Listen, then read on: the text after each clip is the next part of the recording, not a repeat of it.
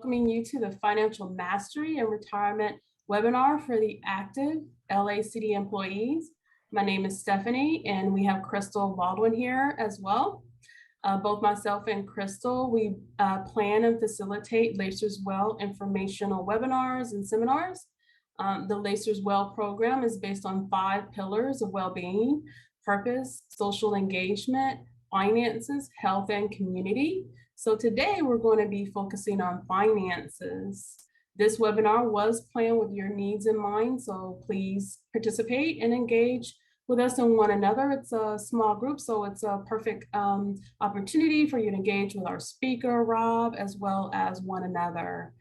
We are happy that you could join us this morning, and thank you so much, Carolyn, for your years of service with the city. And you said here that you missed part 2. Part 1 was really good, so you're in for a treat today.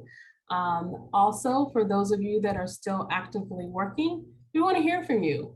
How long do you plan to, or what is the time period, I should say, that you plan on retiring? Do you plan on retiring a few months from now, a year from now, a few years from now? That way we'll be able to give Rob, our speaker, some context on the time frame that you plan on retiring. So Crystal, why don't you put in the chat? How long do you, I mean, obviously, you know, it could change, but how long do you, when do you plan on retiring? Is it a few years from now? A few months from now? Who, me? Just to kick everybody off, you know. Well, you know what, and you all don't be shy now. Actually, well, I actually have a couple years for the age. You know, we know that it's 55, and I do have 25 years of service. So I do have, I'm probably looking at maybe another 3 years, 3 or 4 years. I actually want to promote and try to advance a little bit higher in the city so that I can retire at a higher pay grade. Of course, that's the ultimate goal too. So I'll probably give it another 3 or 4 years.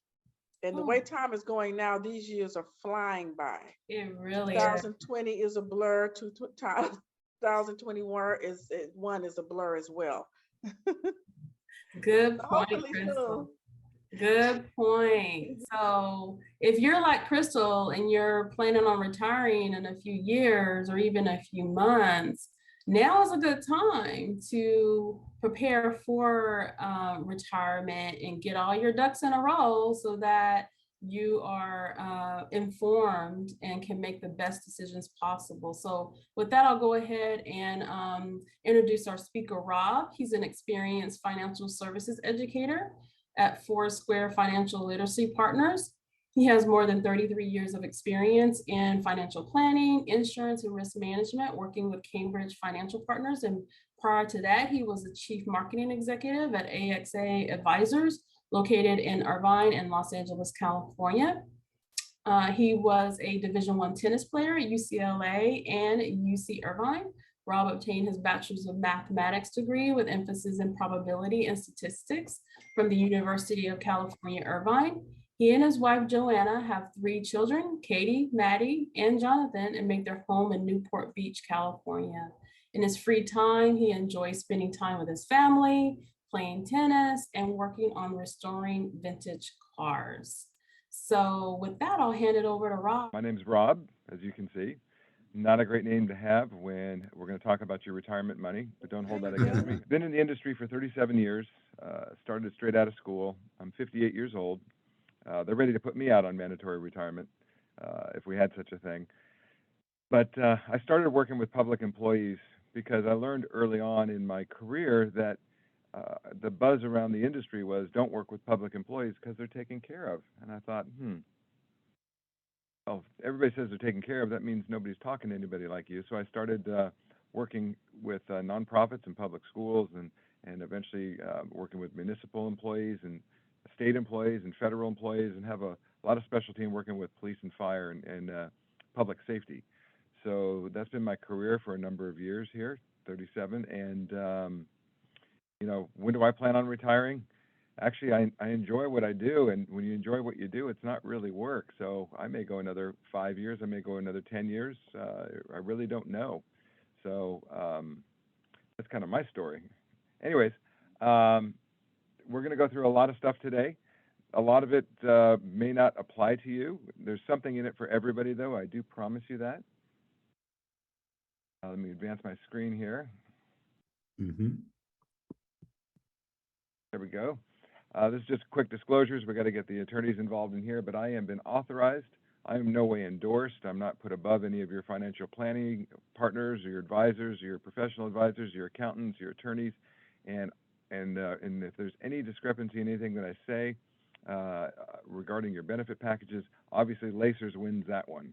So they're the final say on things. So real quick, just to have a little fun in the chat room.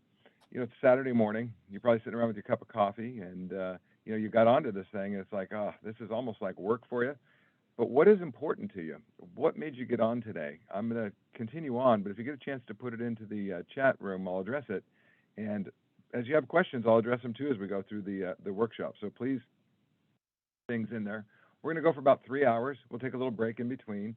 And I hope at the end of this that you get what you walk away with. If you walk away with at least one good thing, then I know that I did my job well today. A lot of things I'm going to go through is generic in nature. There are some very specific things that may apply to you in your benefit packages.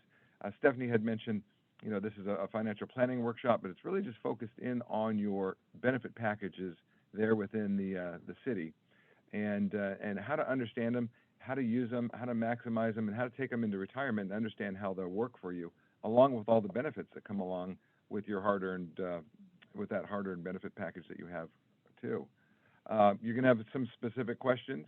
You can direct them obviously into the chat. I know that we can unmute too and ask the questions too. And I hate to pass the buck sometimes, but a lot of times your questions are going to require me to just prepare you to take that to your financial guy, or prepare you to take it to Lacers. Like, you'll need to go to Lacers, you need to go to this, you'll need to ask them this question, et cetera. But I'll be able to prepare you the best that I can to get those questions answered. We're through the first check mark there. I'm going to take you through a little bit of the concepts that that drive our philosophies on what we'll call financial planning within your benefit package. We're going to then coordinate your sources of retirement income and start to create your retirement paycheck and understand what are the pieces that are going to create your retirement paycheck. And then once we create your retirement paycheck, what we're going to talk about is then cash flow, because retirement really is all about cash flow. And one of the things that can erode or waste part of your cash flow will be servicing debt. So we're going to talk about trying to get out of debt and minimizing debt leading into retirement, because if you can eliminate a debt payment of a few $100s a month, that goes into your lifestyle, and it can either be invested, it could be spent, but it could be enjoyed rather than given to somebody else. We're going to talk a little bit about the Lacers pension, just some basics. I refer to it as a bag of money, how your bag of money is built, how big you can make it, what are some of the things you can focus on that could affect how big that bag of money gets. And then we're going to talk just very briefly on when you make your elections, that there will be things called survivor benefits for eligible survivors. Then another paycheck that we're going to coordinate for you is, a lot of you may have time that you've spent with Social Security. So we're going to talk about Social Security, some of the basics, and how it may affect the fact that you have a pension from Lacers. It may affect your Social Security. A lot of people will give me the comment, and they'll mention, well, I'm not going to get anything because of my pension. And the answer is really no. Your pension, because you work for an entity that does not pay into Social Security, you did not pay into it as a city employee, it does affect your Social Security benefit, but you won't lose it. Then we're going to talk about your deferred comp plans, some basics on that, why we're building the money. I think the most important thing is for you is to understand, why are you putting the money away, and when it's there, what's it for? And let's try to create an answer for that today. What is the money for? And I'll give you and impose on you what my idea is, what it would be for. Yours may be different, but I'll give you what is most commonly shared. Then we're going to talk about, very quickly, federal and state taxes, because those are things that come out of your retirement paycheck. So how does that affect you? Then we're going to talk about just very briefly, some ideas. You have health insurance that you take into retirement. Very, very, very important benefit that you want to make sure you understand, and you don't. There's some trip up points on that you want to make sure that you don't miss. And then very quickly, we're going to talk about some benefits that you can take into retirement, such as life insurance, long-term care, and then we're going to close with estate planning. And estate planning may sound like, oh, it's something that Thurston Howell III does. For those that are old enough to know Gilligan's Island, that estate planning is not for the rich people. Estate planning is for everybody. And estate planning is about getting your stuff that you own and getting it where you want it to go. And then we'll close it out with putting it all together in some questions. So put on your seatbelt. We're going to have a fun ride here. And we've gone through this. Elijah has gone through this. At the very end, you want to let us know how we do, because how I grade out here is very important. So let Stephanie know and the Lacers team how we did and what we can improve upon, so that next time, if we're fortunate enough to be able to do this, that we can make this session even better. So what drives us really is conventional wisdom. What gets us into trouble is not what we don't know. It's what we know for sure that just ain't so. And what do I mean by that? Well, some of the things that we just have accepted, like for instance, what color is the black box in an airplane when it crashes? Well, it's orange, but we call it the black box. Why do we drive on parkways and park on driveways? And why are there interstate highways in Hawaii? So we've operated a lot on conventional wisdom. And conventional wisdom may have been something that mom shared or dad shared or your best friend shared or somebody at work that they shared, and it did really well for them. You need to do this instead of this. You should put your money here instead of over here.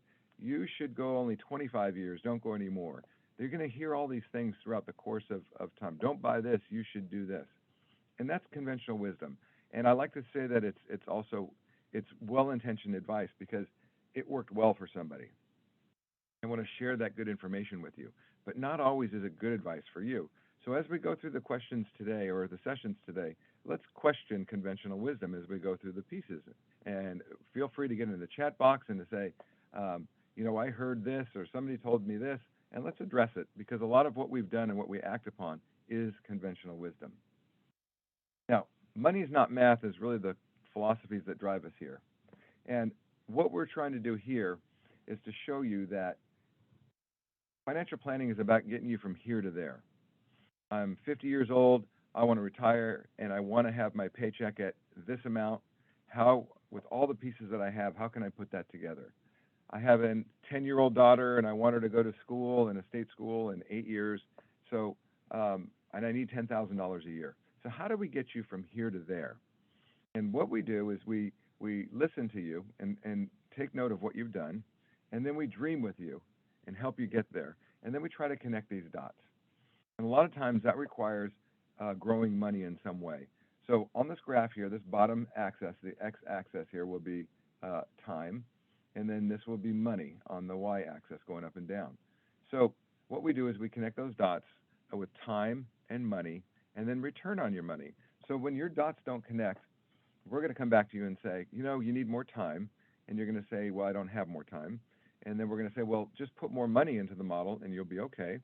And you say, but I don't want to dig into my lifestyle any greater. And then we'll say, well, then let's just stress your money out more. Let's just try to get your money to work harder for you, and we can achieve the same goal.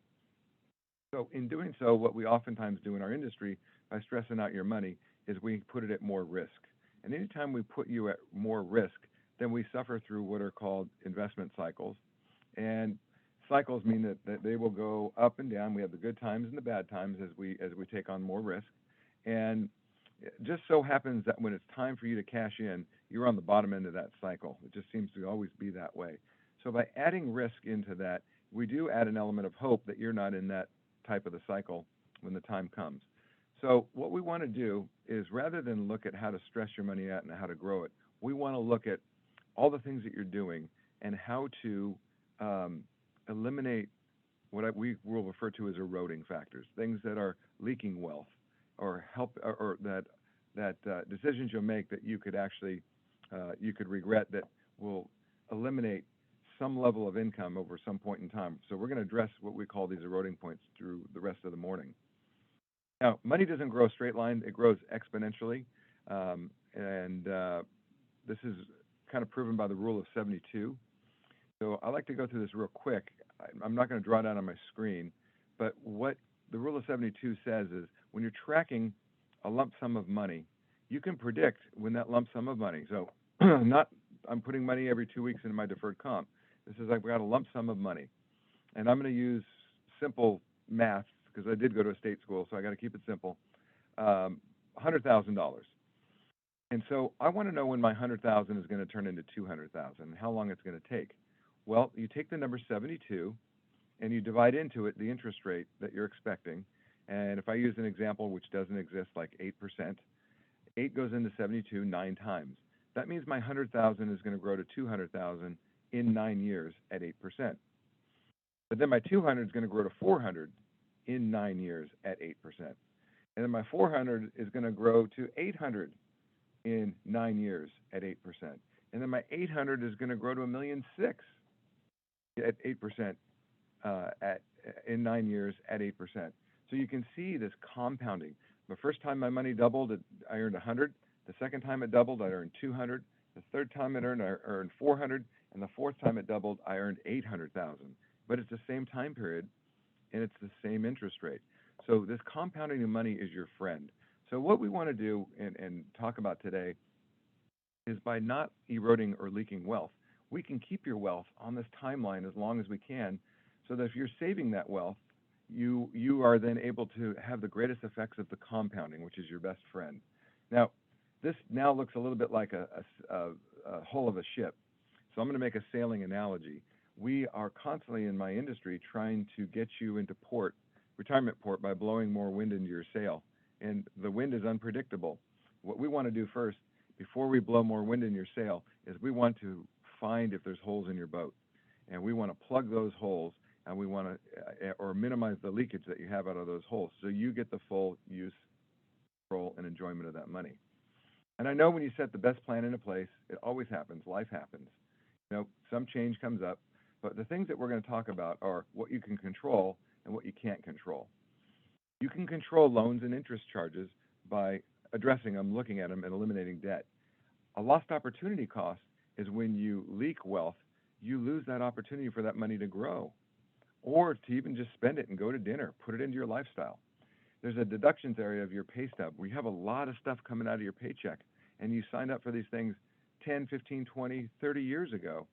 And in working with the city, one thing I failed to mention was I do have a history of 10 years of working with the City of Los Angeles employees. We do these workshops for the other pension plan, the LAFPP, which is for the police and fire. And we constantly look at these deduction areas of your pay stub, and there's things that you don't need anymore, or there's things that you won't take into retirement, or there's things that you actually forgot that you had and you can go back and cash in on or apply claims against. So you want to look at that deductions area of your pay stub and say, hey, do I need that anymore? Is it necessary in my own personal planning? And can I eliminate that? What can you not control? We can't control inflation. We have no control over that. But we can understand it. And in understanding it, it can help our planning. We can't control what's going on with the stock market. Your 457s are turning into 357s. Okay, that's going on right now. What do? We'll be talking about that in the deferred comp area. Your stuff wears out. Planned obsolescence is when stuff wears out. We got to replace it. Lawsuits, interest rates, divorce, taxes. These are all things we can't control, but we can understand and we can plan around them. Figure out how to minimize any eroding factors or leakages that we would have. So with that, we're going to talk about coordinating your sources of retirement income. And I get the question all the time, or I get the answer all the time. When do you want to retire, and when will you be ready? And then I always get the response back very commonly will be, well, will I be okay at this point? Will I be okay? What does that mean? And so I've got to kind of interpret that with the people that I work with. And I think if I can distill it down to two very key things that I would hear from you in the simplest form would be, am I going to be okay, and am I going to run out of money? So what we're going to do is go through an exercise and help you understand and prepare for retirement. And how we're going to do that is we're going to understand your work paycheck, and we're going to look at it, and we're going to pick it apart. And then we're going to pick apart a retirement paycheck, and I'm going to show you how to compare the two and estimate what your take-home pay might be in retirement. And that then becomes really the first step in understanding, will I be okay in retirement? So we're going to talk about your work paycheck and your retirement paycheck here. So how do you compare the two? Well, the first thing, if you're evaluating retirement, I think the most important thing is to look at these two things and understand how they work. So to determine your take-home pay, first you have to convert it to monthly.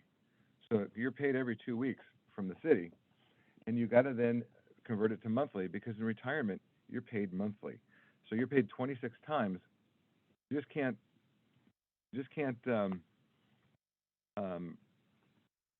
divide or take two paychecks and put them together, because it would be not a good comparison, because there you have 2 months out of the year that you have 3 paychecks. So we've got to compare those two. Then you've got to be able to estimate a retirement paycheck, and there's many tools out there. So don't worry about how you're going to do it. Let's just understand the concept. So you want to be able to compare the two, and then you look at not the top lines, you're going to look at the bottom lines. And that's where the mistake is made often. I hear so many times, I'm retiring on 62% or 74% or whatever. I can't take a 26% pay cut. Well, you may not be taking a pay cut. You may be on the top line, but you won't be on the bottom line. And why that happens is because a lot of stuff comes out of your check when you're working that doesn't come out of your check when you're retired. So we're going to compare a work paycheck. I'm going to show you how we convert it to a monthly, and then we're going to compare it to a retirement paycheck, and then let's look at the differences and see where we can plan on that. And this will be an example of how you can say, well, maybe I'll be okay, or maybe I do need to go a little bit longer. My goal always is to say, what's it going to take to get you to 100% of your take-home pay? And when I do a lot of these presentations, and we do about 100 of these a year, very similar to what you're seeing today. And when I'm in front of an audience, which I'm not in front of you, I'm here on the web, but I can see your faces and I can see your shoulders and I can see your reactions when I ask this question. If I can help you get to 100% of your take-home pay when you retire, how would you feel? And I can just see the sigh in the audience and go, yes, how can we do that? So that's my goal. It's to keep that in mind. How can we get you to 100% of your take-home pay? So after we review our personal savings, any places where we're leaking wealth, like debt, for example, we're going to create a strategy to fill that gap. So what you'll see on your screen here right now is our just payroll software that we have on many different programs that we purchase. This is a person that's married, and they're filing 0 exemptions. Their biweekly paycheck is $25.95. That's what they're making every 2 weeks. Now, stuff comes out of your check. You got your pre-tax stuff, which could be your 125 plan, or could be your portion of the health insurance that you're paying. You've got your deferred compensation that's coming out. You make a pension contribution to your pension plan for your Lacer's pension. Well, that comes out all pre-tax. Then you're left with the $21.65, and you pay federal and state. You pay Medicare. And then you have a lot of after-tax deductions. Maybe you may have dues, union dues. You may have things that you're purchasing through a SEPSA that's coming out of that corner of your paycheck, other association plans and things.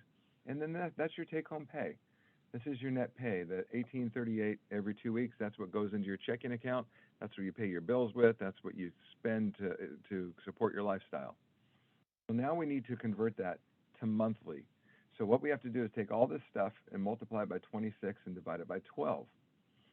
And so that would bring us up to $56.22 a month on average. And that would be our average over 26 pay periods divided by 12 of what would come out for those benefits. This would be the deferred comp. This would be my pension on a monthly basis. And this would be my taxable income, state, federal, Medicare, my deductions that come out. So I'm living on average, excuse me, $35.27 per month. That's what I'm taking home, and that's what's paying my mortgage. That's what's paying my car. That's what's paying my food, my clothing, all those things. So that's what I'm living on this paycheck. So many items, once you're retired, that many items are no longer deducted from your pay. That pension contribution goes away, your deferred compensation goes away, your Medicare taxes go away, your health deferral goes away, dues, parking, others, these benefits that you may purchase, they all go away. And so I hijacked this slide from Lacer's. I love this slide. And they've already highlighted examples of things that go away when you are working versus when you're retired. These things add up. So how can we compare this to a retirement paycheck? Well, this is what I've done here. I'm going to give you three examples. This person is going to retire in about a 50% retirement. So here is our average monthly work paycheck over here, and it's $35.27. That's the same number we just left on 2 slides ago. Now, 50% of my the calculation of what would be my final average salary would be about $27.50. Okay. Well, I need an additional $1,250 in income on top of my retirement paycheck from Lacers to get myself to about the same 35, it's just a few bucks off there. So I need that 2750, I need 1250 from some source to get me to that 100% if I'm retiring on approximately a 50% pension. I'll pay federal and state taxes, I don't pay Medicare, so all those things have gone away. I still have my after-tax deductions that I kept. Some of those would be health care costs. And I have the 3527. So now I know my gap. What if I'm on approximately 60% pension? Well, then I need less extra money in cash flow to get myself to that 100% of that take-home pay. What if I'm at a 70% pension? Well, I need even less to get myself up to that take-home pay. So everybody on this call, that gap and that comparison will be different for each and every one of you because your deductions are unique to your lifestyle and what you've made elections for.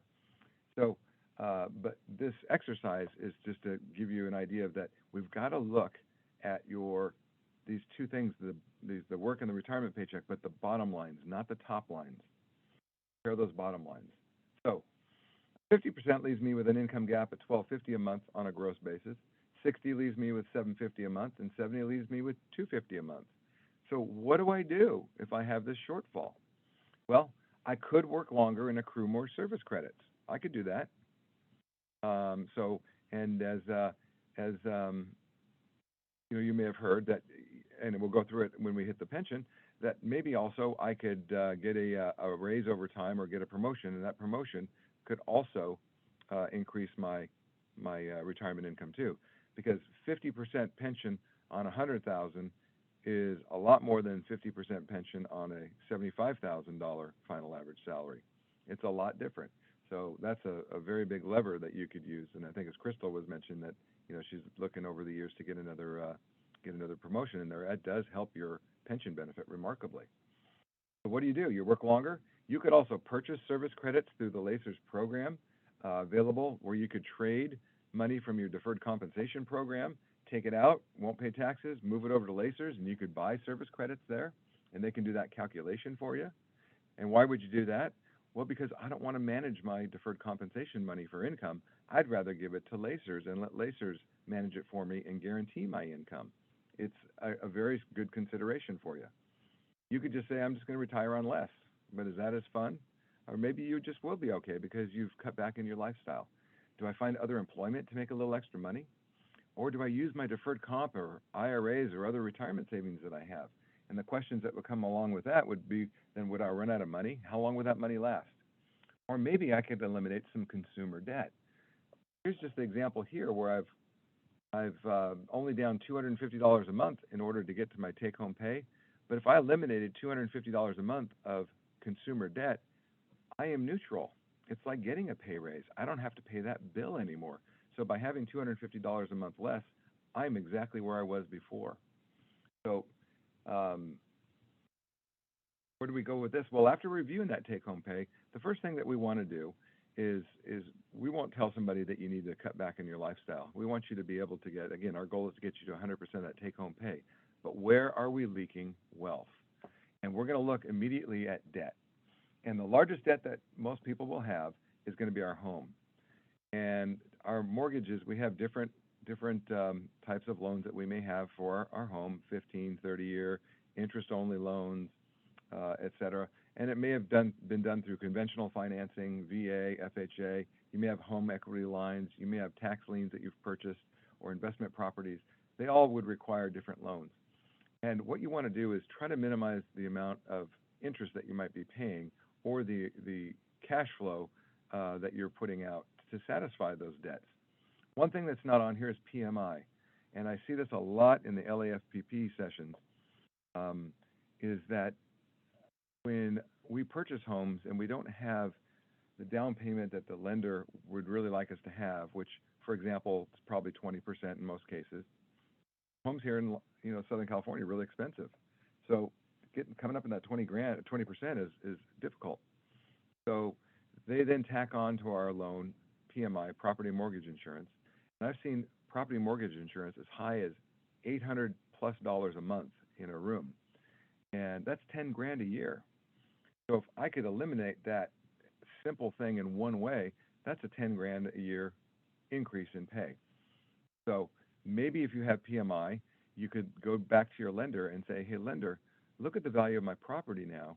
It does exceed, my equity does exceed whatever the required amount would be, like 20%. And can I eliminate my PMI? And they may ask you to refinance it out or whatever it may be unique to whatever circumstances you have with your loan. But eliminating that will give you a pay raise.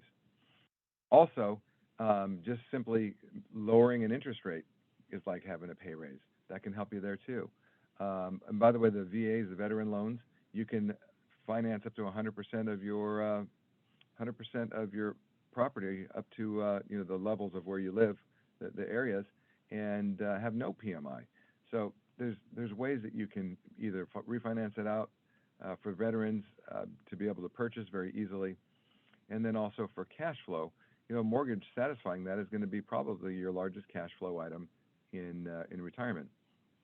About 5 years ago, I had a police officer, female, come up to me during one of our sessions, and she cornered me at a break, and she literally put her hand around my throat and pushed me against the wall and said, I can't do this another day.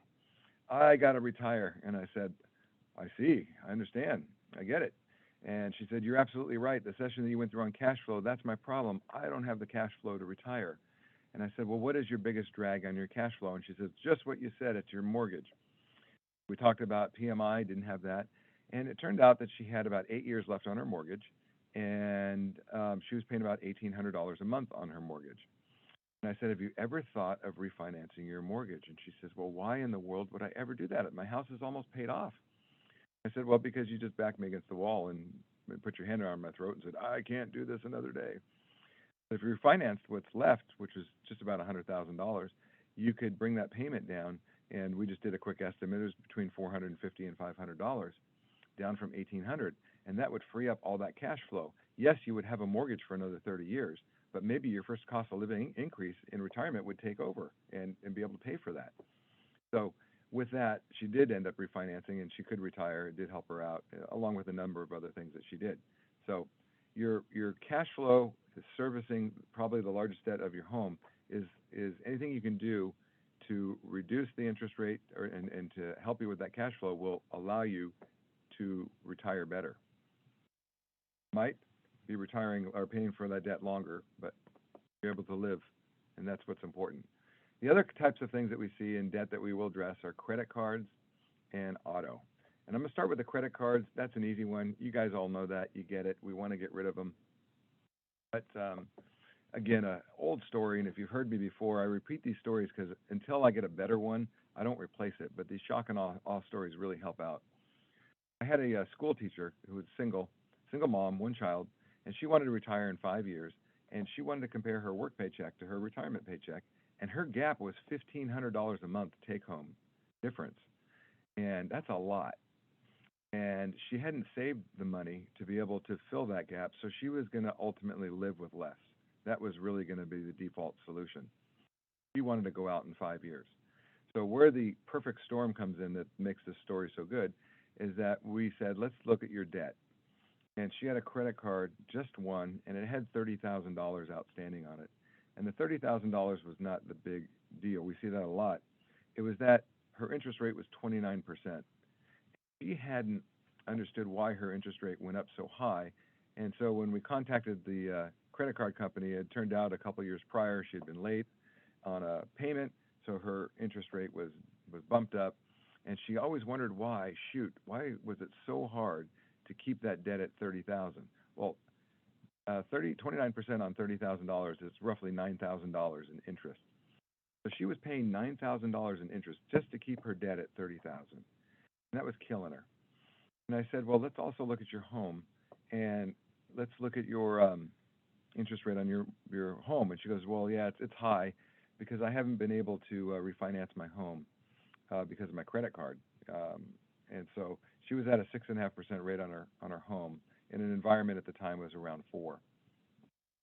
So the first thing we had to do was get her qualified to be able to, well, not the first thing that we did, but we needed to get rid of that credit card debt. And so we borrowed, in this case, against her deferred comp account, a little bit different for teachers. And her payback for her loan for her deferred comp-ish was going to be the same as what she was contributing to it. So we turned her contribution into a loan repayment, and it would be paid off in 5 years.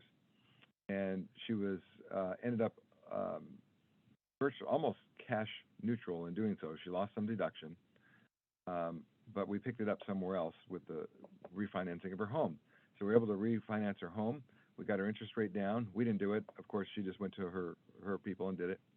And she went from 6.5 to 4, and she saved another $4,500 a year in interest by doing that. So $4,500 on the mortgage, $9,000 in interest by paying off that credit card from her deferred comp loan, and we saved almost $14,000 in. Oh, we did. We saved almost $14,000, yeah, in interest, just rearranging all the furniture in her living room.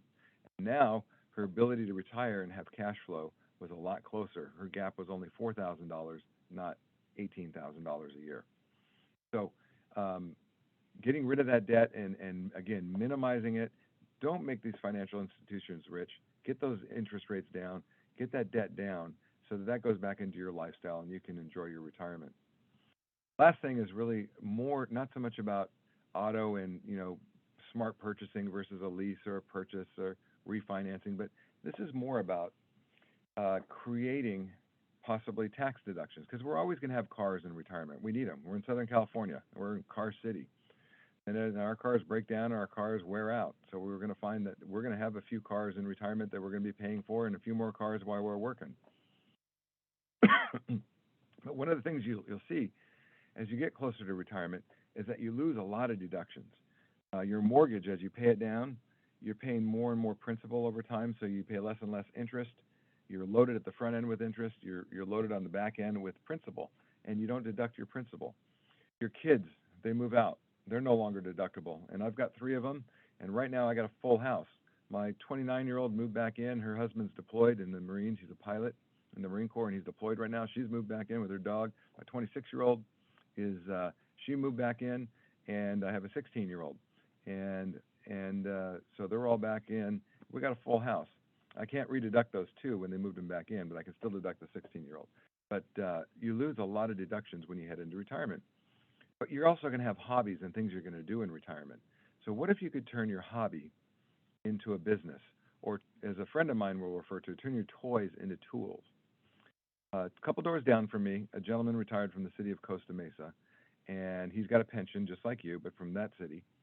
And while he was working for the city and in retirement, what he does in his garage is he builds furniture. He loves building furniture.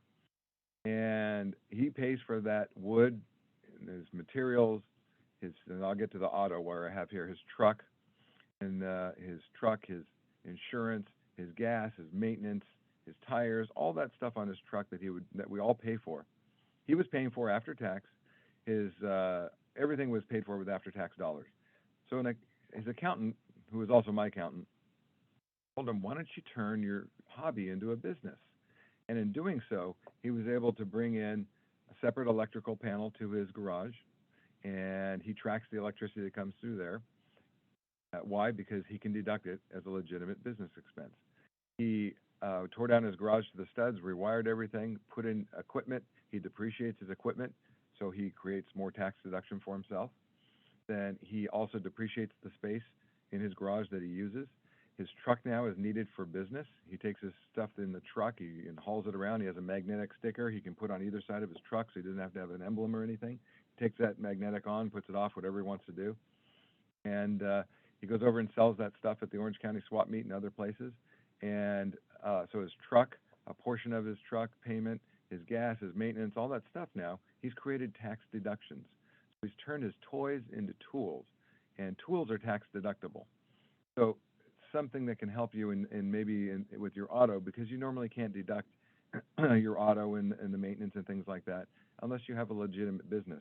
So it might be an option for you, an opportunity for you too. And a very small percentage of people that I tell that story to have that business going, and they're able to capitalize on that. So, all right, that's the end of that section there. Your pension and survivor benefits. Let's talk about now, as you're going through the work continuum, how to build the pension bag of money and what are survivor benefits and how do they work. So think of your LACERS pension as a bag of money, waiting to trigger a lifetime income upon your retirement. By understanding the formulas for your pension, you can potentially increase your benefits. Your pension, as everyone's pension is, by the way, and actually Social Security the same way, is a combination of the bag of money being built with you putting money in, the city putting money in, and then the earnings on those investments. And that's where the money comes from. And then your benefits, how big that bag gets, is a function of your formula, depending on what tier you are, what level you are, how many years of service you have, and then what your final compensation is. So pensions are always built on age, years of service, and income. They just always have different formulas around it. So your bag of money is built by you putting money, the city, and the earnings, and then how big it gets is based on your formula, your years of service, and your final average salary. So what can we do to increase that bag of money? Well, one of the things that you can do is to increase your calculations by, you can purchase military time. That gives you years of service. You could have prior service that you could go back and purchase. You can purchase service credits in the front end, or reciprocity. Maybe you work somewhere else and you had time in another city, et cetera, that could be brought over to your LACERS pension calculation. So you could increase your calculations by increasing your service credit time. Probably one of the biggest levers, though, is going to be your final compensation. We do a lot of work in the federal space, and I did a workshop maybe about 5 years ago with Social Security Administration down in Chula Vista, California. And the number one guy there retired. Conventional wisdom. Number one guy told the number two guy, you need to retire too, because you're working for free. You hear that sometimes when you hit the maximum calculation of your pension. You're working for free. And so in the federal system, the most you can get in a pension would be 80% on their old plan, which is called the Civil Service. To get to 80%, you had to do 41 years and 11 months of service to get to that 80%. Well, the gentleman that retired, he was at the max, and his well-intentioned advice to the number two guy was, don't work anymore. Your pension's not going to get any bigger. You're at 80%. The number two guy had also put in almost 42 years, and he said, I'm going to retire too. And I said, well, why would you do that if you're not? He was only 62 years old. He had started with the service at 21 years old. And I said, what if you took his job? And he says, well, it won't help me. I'll get 3 years of income. I said, yeah, but your pension is based on 80% of your current salary, which is $87,000. In the federal system, it's not your final average or final compensation. It is your highest 3 years of compensation. So he would get a raise from $87,000 to $127,000 to now take the seat of the number one guy. So he would retire on, if he worked 3 years in that position, he'd retire on 80% of $127,000 instead of 80% of $87,000. That's a $32,000 a year difference in retirement income. That's a big amount of money. And if you live 20 years, and with cost of living adjustments, that's over $700,000 of cash flow that he didn't know he could lose because he didn't understand his formulas. So when I made this recommendation, his wife was there. I said, can you work another 3 years? And his wife answered the question and said, yes, absolutely, you can. And we retired him a couple years ago. But that could have been completely overlooked by conventional wisdom and well-intentioned advice. So down here, you can see, and you will have access to these presentations. Down here is where you can get your retirement benefit estimates and see how these things might work for you. Your retirement plan, your LACERS pension is for life. And what is life? How long is life? Well, this is a 2001 table that's tracked by the feds, which kind of determines uh, how long life will be, tracking, I believe it's 10 million lives at each age. So I would look at this and I'd say, well, I'm a male here, and I'm 58 years old. And that means I'm going to live another 22.27 years, and my wife already marked that on the calendar. So that means I'm going to make it to 80, just over 80 years old. And my wife is 56. She's a female, so she's going to live another 27 years. So she's going to be 83 and a half, and I'm going to be 80. Plus, I'm 2 years older. So my wife is going to be here on this earth 5 years longer than I will be here. And we're in similar health, and she's probably going to outlive me. So I need to think, and if something did happen to me in retirement, we would need money to uh, come into the household if I'm gone. So I need to consider survivor benefits in my election of my Lacer's pension. So, and you will too.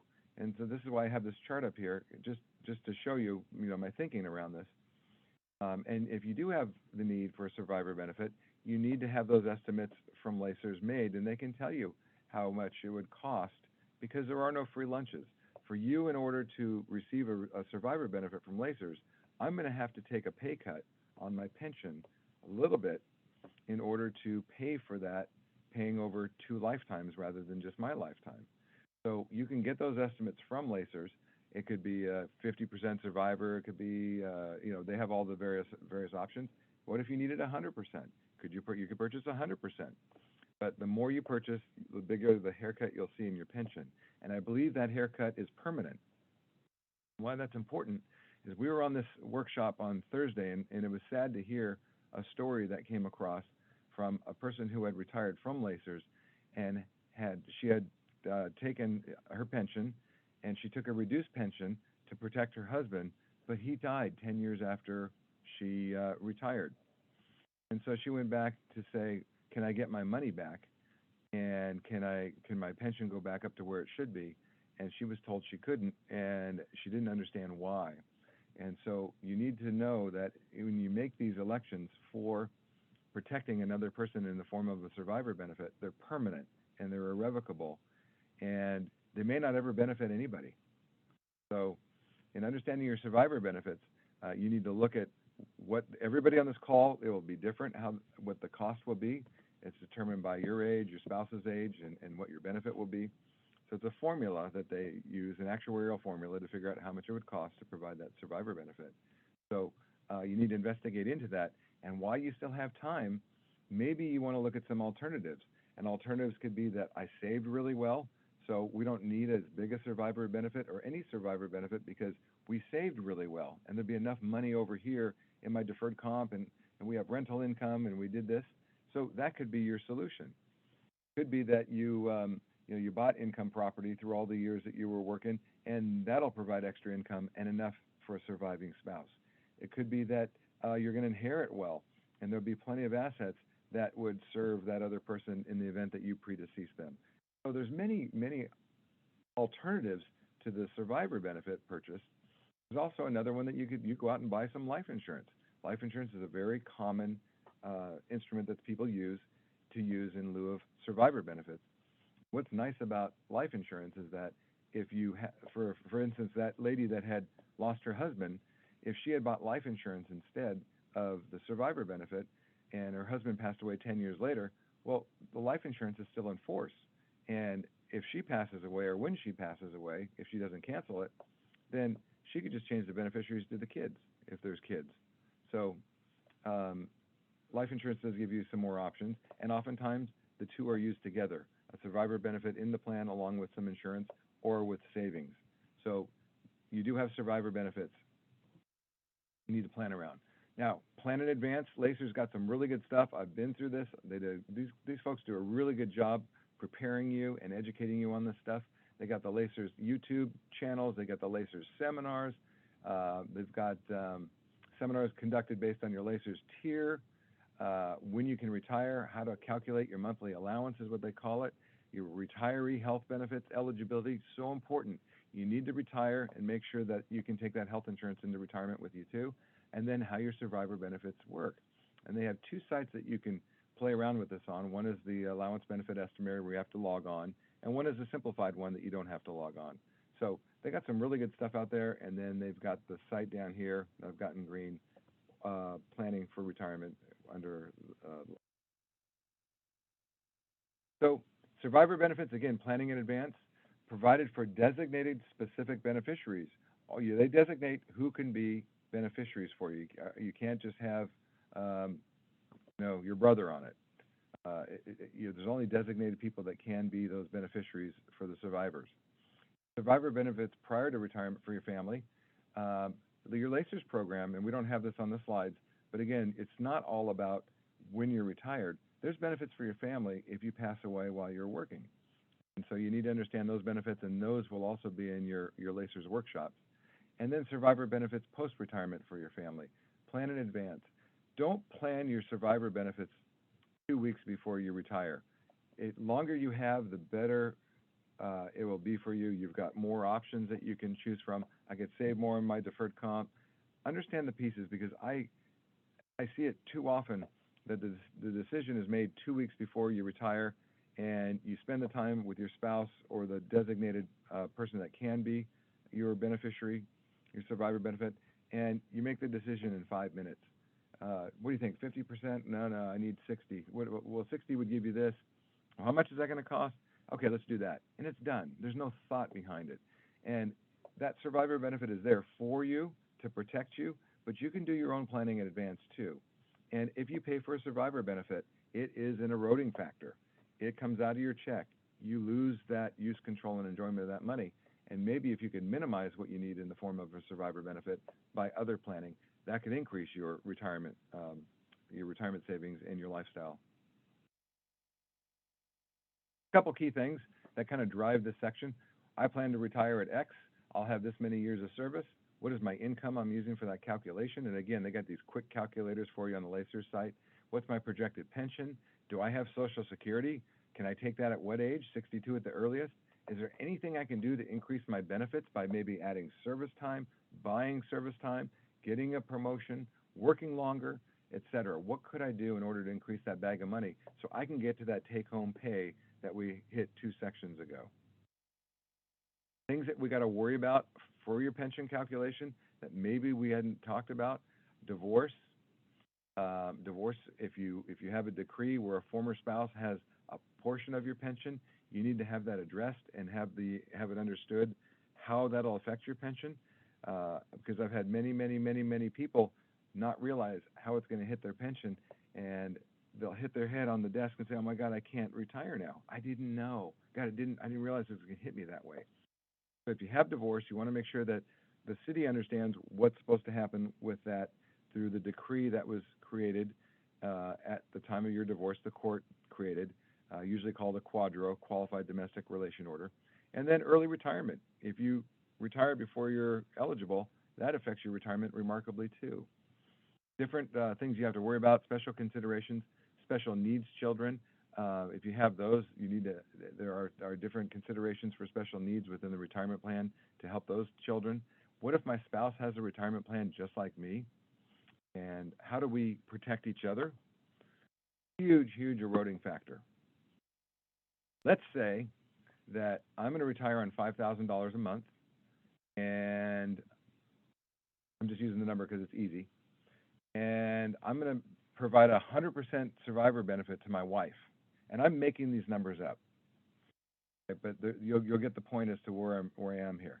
So in order to protect my wife for 100% of my pension, I need to reduce my pension by 10%, or $500. So I'm going to take $4,500 a month, and if I pass away, my wife's going to get my pension. And she's going to do the same thing for me. She has $5,000 a month, and she's going to protect me at 100%. Conventional wisdom. Honey, I'll protect you. You protect me. We cross it over. I see it all the time.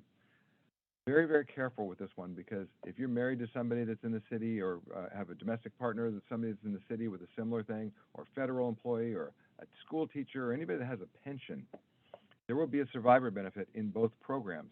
And they're completely different. They're priced different. They look different, but they do the same thing. They leave part or all of that pension to somebody else. and in both cases, you have to pay for it.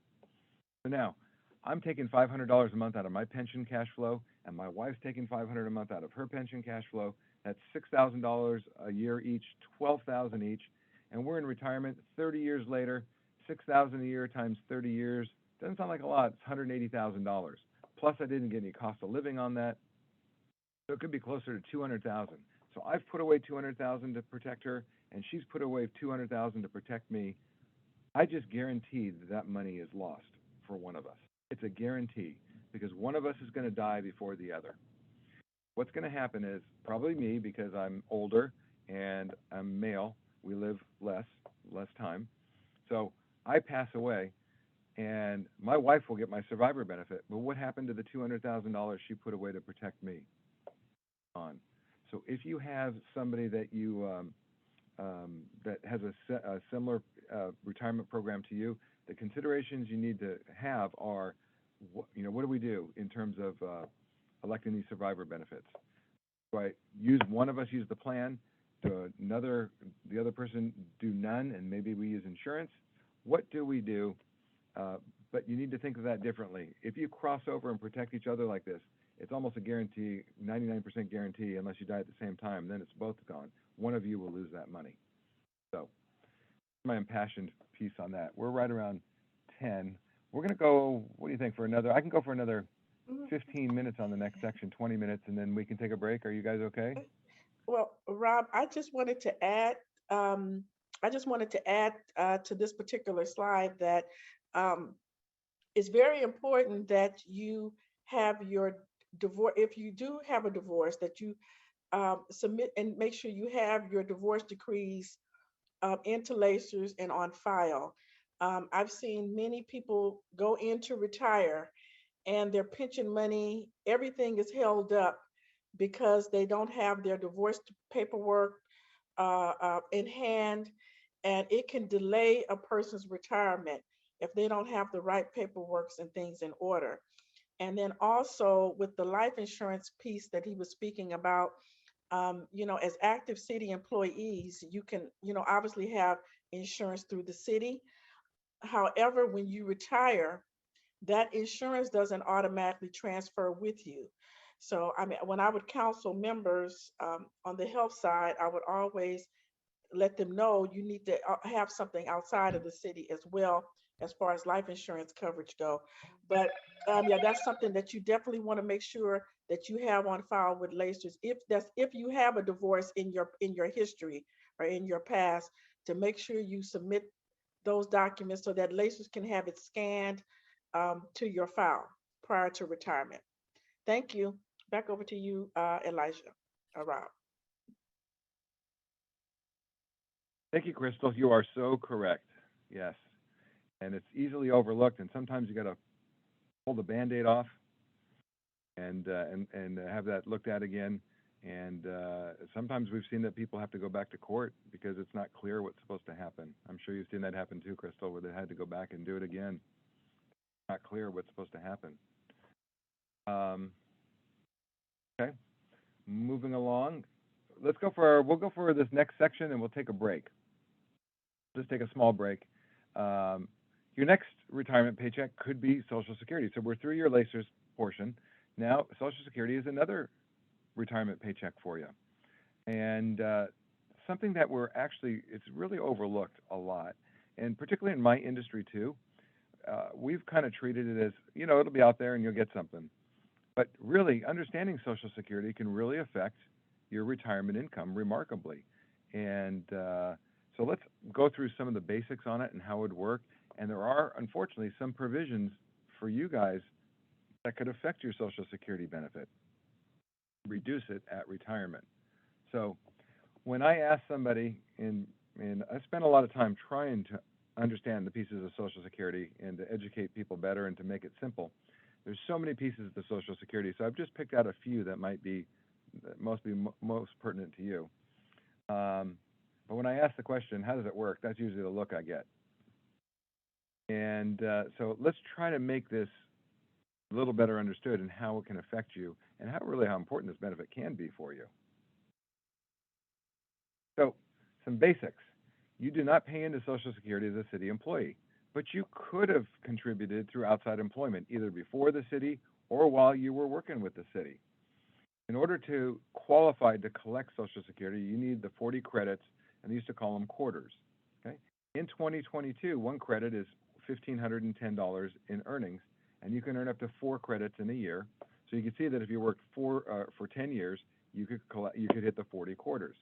Well, $6,040 is the max, is what the minimum you'd need to use or earn to get the max number of credits of 4 in a year.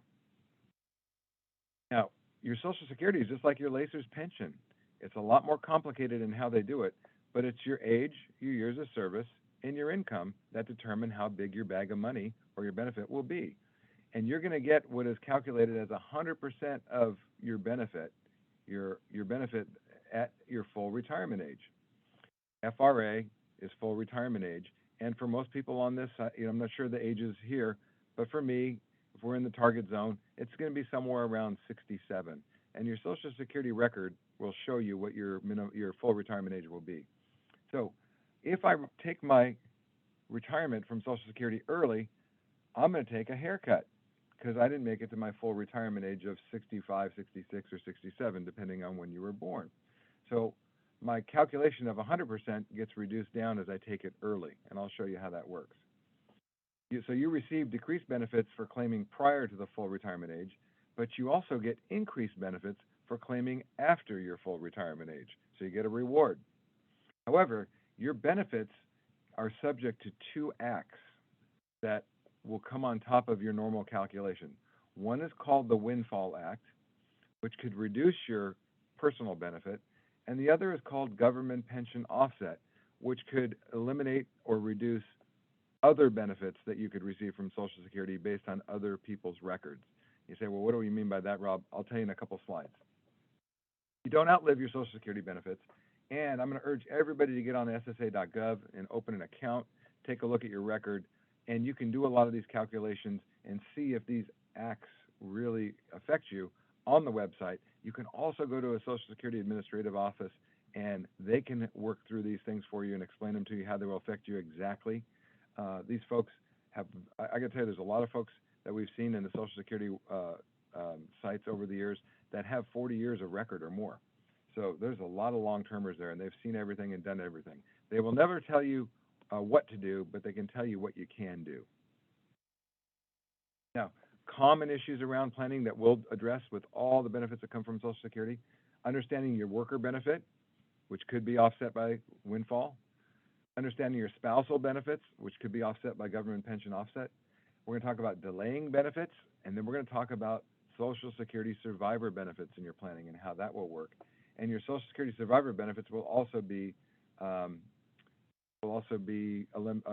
affected by the government pension offset program. So I'm going to try to make this as simple as it can be so you can remember it, because it's actually very complicated in their system. I went too far here. So what is a, did it again.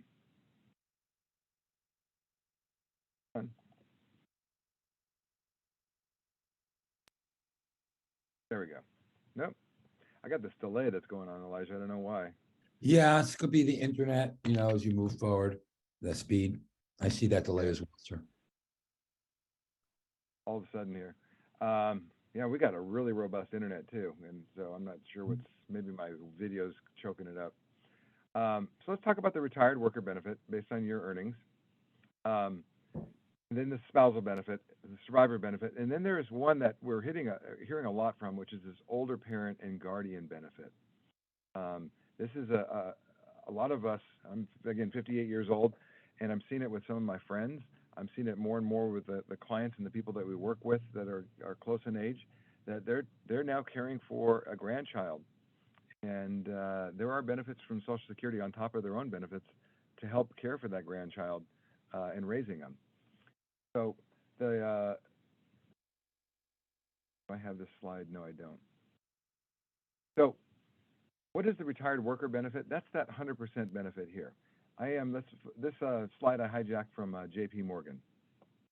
JP Morgan is a big asset management investment bank, and they put out some really good stuff. So I hijacked it from them because it tells the story really well. This is a person who has a full retirement age down here of age 67, and their 100% benefit that they have at retirement will be based on their age, which is 67, their years of service. Now, years of service in the Social Security system is 35. They use 35 as the number, and if you only have 30, then they're going to put a 0 in those other 5 years. And then what they're going to do is take those 35 years, and they're going to go back in time, and they're going to look at the earnings of each year, and they're going to inflate it up for what that earning is worth today. So I grew up in Los Angeles. I was an LA Unified kid. I went to Marshall High School in Los Feliz, and I parked cars at the Greek Theater when I was in high school, and I earned $5,000 in 1978. And they're going to go back and say, well, that's not $5,000 today. That's $9,000 today. So they're going to take every year that I've earned, 35 years of my highest. And again, if I have 40, then they're going to take the 35 highest. If I have 30, they're going to put in 5 zeros. But they're going to then index them up like that, and they're going to average them out over that 35-year period. And they're going to come up then and divide it by 12 to give me an averaged indexed monthly earning, AIME. They're going to come up with an AIME, averaged indexed monthly earnings. And let's say that number is $5,000. Then they're going to apply the formulas against it, and that's going to give me a benefit at my full retirement age of $3,000. Okay? Now, that's a record for somebody like me who's been paying into it for a full working career. You won't see a number like that necessarily because you've been working for a number of years with a city where you haven't been paying in every single year. So I get $3,000. So this is about me now. $3,000 a month when I retire, and I can take it as early as age 62. That's when the earliest I can take it. But for me to take it at 62, I'm going to get a 70%. I'm going to get a haircut, so I only get 70% of that benefit for retiring early. Said another way, I'm going to get roughly $2,000 a month at age 70. But every year I delay, I get a 6% increase on that number, guaranteed. Plus, Social Security has what's called a cost of living adjustment. When you're in retirement, things cost more. And so they have an adjustment every year, which they call a cost of living adjustment, a COLA, and your Lacer's pension has one very similar. And it's based on what they call a consumer price index. How much are things costing? And so they have this CPI, or the CPI that determines what the cost of living will be. And it's awarded in the January checks. It's announced in November of every year. And then it's awarded in the January checks for the retirees that are collecting Social Security. So I get a 6% increase by delaying, but if there's a cost of living that's been awarded, then I get that, that affects my benefit too. So the average cost of living from 85 to 2018 here, this slide, was 2.6%. So not only do I get that 6%, but I could also qualify for that cost of living increase too. I get that too. And then I go past age 67, I get an 8% guaranteed increase, simple interest, all the way until I hit age 70. So I would get these guaranteed increases plus any cost of living that was awarded in those. It affects the benefit. And so delaying is a very strong way to increase that cash flow from Social Security. So the game is, what happens if I take it early versus delaying and take it later? And I'm going to give you an example, but it's really for somebody who's been working fully under the Social Security system. But my dad had to retire from work at age 55 because of an illness that was led from an accident. And at 62, he took his benefit because he said there's no way he's ever going to see age 75. And I lost my dad on Christmas Day last year at 9 a.m. in the morning, and he was 85 years old. So he was on the wrong side of that bet. My in-laws, on the other hand, they had a nice little small business that they ran, and they didn't take their Social Security until age 70. And I had to sit them down on the computer and tell them, you guys have to take your Social Security. It's not going to get any bigger. So by my dad taking it early, he forfeited this 6% increase guaranteed and the 8% guaranteed. My in-laws, by not taking it, they didn't forfeit it. They got the benefit of that one. Plus, my dad would then get the cost of living increase, but he forfeited these guaranteed increases. So if we cross it over, what this slide says is that similar number, a little over $2,100 a month claim at 62. So I don't get those guaranteed increases anymore, but I get a cost of living. In this case, they use 2.6. By the time I hit age 76, I got 467,000 in Social Security income cash flow, over a 5-year period of time. If I delayed till my full retirement age or close to it, I got those guaranteed increases and the cost of living. Then I was able to squeeze out about 478,000, almost the same amount. If I delayed to 70, I do agree that this looks a little bit big because the compounding of that COLA, that cost of living. I haven't seen one quite this big, but it's just the math that they used. I get the 8% increases, plus I get that cost of living. And by the time I'm 76, I'm very close to what I've squeezed out of the other two decisions too. And by the time I hit 90, it becomes a much better decision that I've made. But I'm making a bet on my longevity. So there is no right or wrong. Everybody will be different.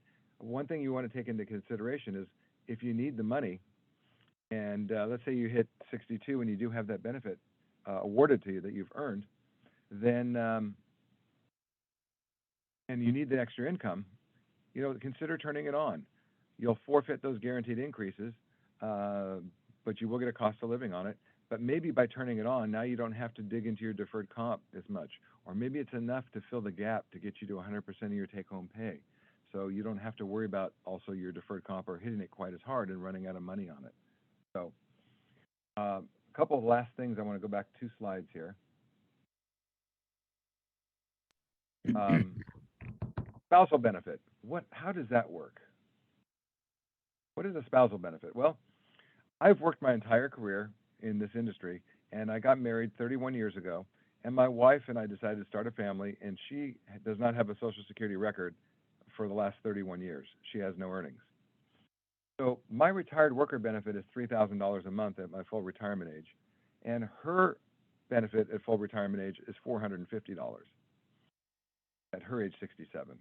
So what is a spousal benefit? Well, I can retire when I file for my benefit, and I'm going to say, for example, I file at age 67, I get my $3,000 a month.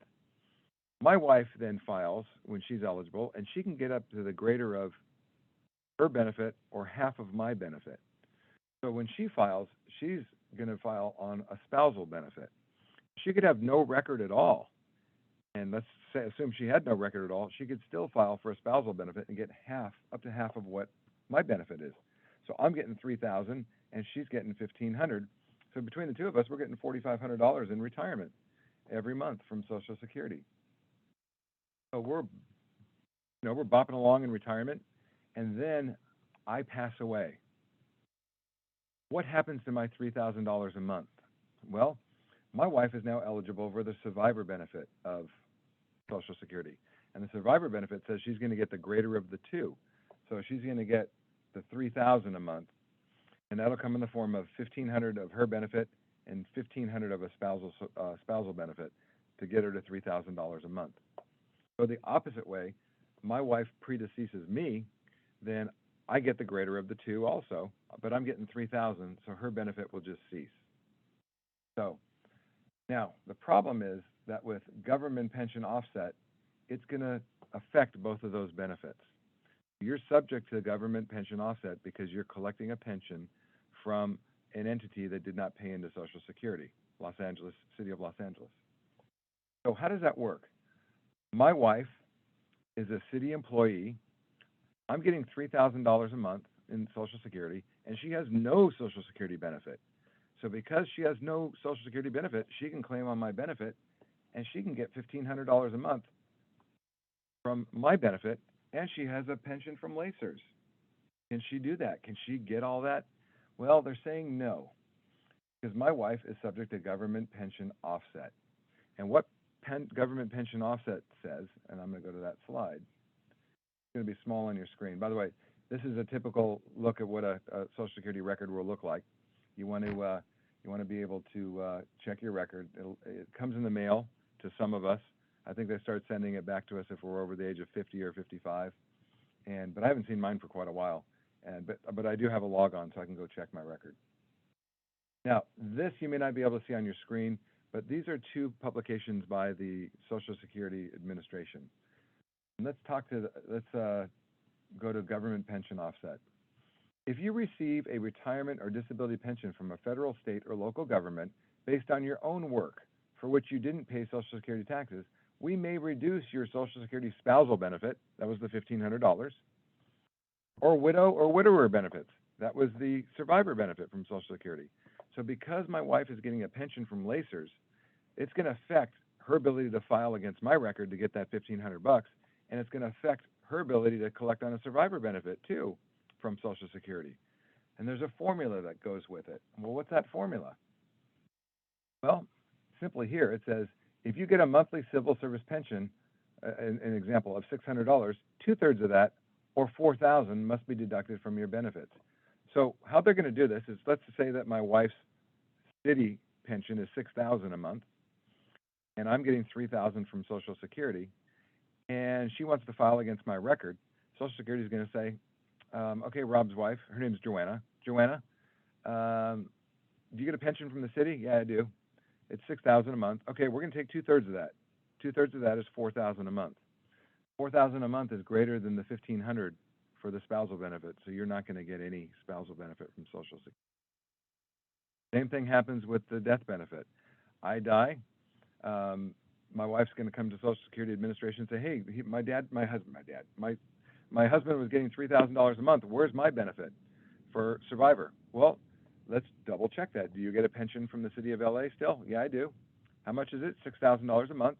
Okay, what's 2/3 of that? Well, that's $4,000. Well, $4,000 is greater than the $1,500, so you don't get anything.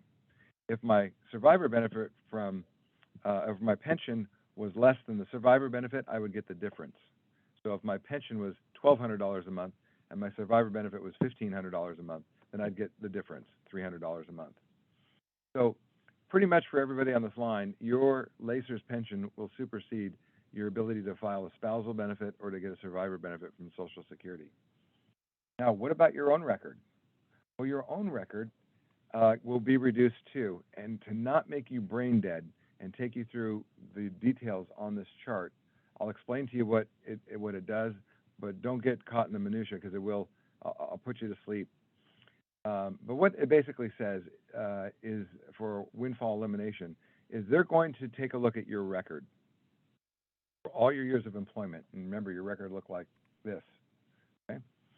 And each year here, they have what's called, these are your Social Security wages, and they're going to see what those wages are. So let's just look at one here. Let's look at wages for year 1989. It says 11,449. And they have their own chart here that in 1989, if I made more than $8,900, which I did, I made 11,400, I have what's called a substantial earnings year. So what they're going to go back and do is compare your record against this chart here. This chart is called the substantial earnings record. And how many years of substantial earnings do you have versus this chart? And if you have more than 30 years where you have earned more than what's on this chart, you have earned your way through and you get your full Social Security benefit. It does not get reduced based on your record. If you have less than 30 years, and they have that over here, well then one of the formulas in your pension calculation from Social Security gets reduced. And most people, what I see, have 20 or less years of substantial earnings, although they've qualified to receive Social Security. So your record may say you're going to receive $400 or $500 or $600 at your full retirement age. It's going to be reduced, though, based on the Social Security formulas that they use. And just to give it to you in a nutshell, you will never lose more than half of that benefit. So if your benefit's $400, it may be reduced down to $200. If your benefit's $800, it may be reduced down to $400 at the worst case. If your benefit's $1,500, then you'll lose. The most you would lose is close to $500. It's like $480 you would lose in the calculation for windfall elimination. Those are your worst case scenarios, and you can have how windfall will affect your Social Security benefit. They can help you at the Social Security Administration office, or if you get a log on to ssa.gov, you can do that. You can work through that on the web too. Hey, Rob, Yes. can you repeat that again on the criteria for when windfall does not affect your pension check? Sure. I'll go through. I actually have a real example. Okay, My uncle, he's a retired firefighter from the city of LA.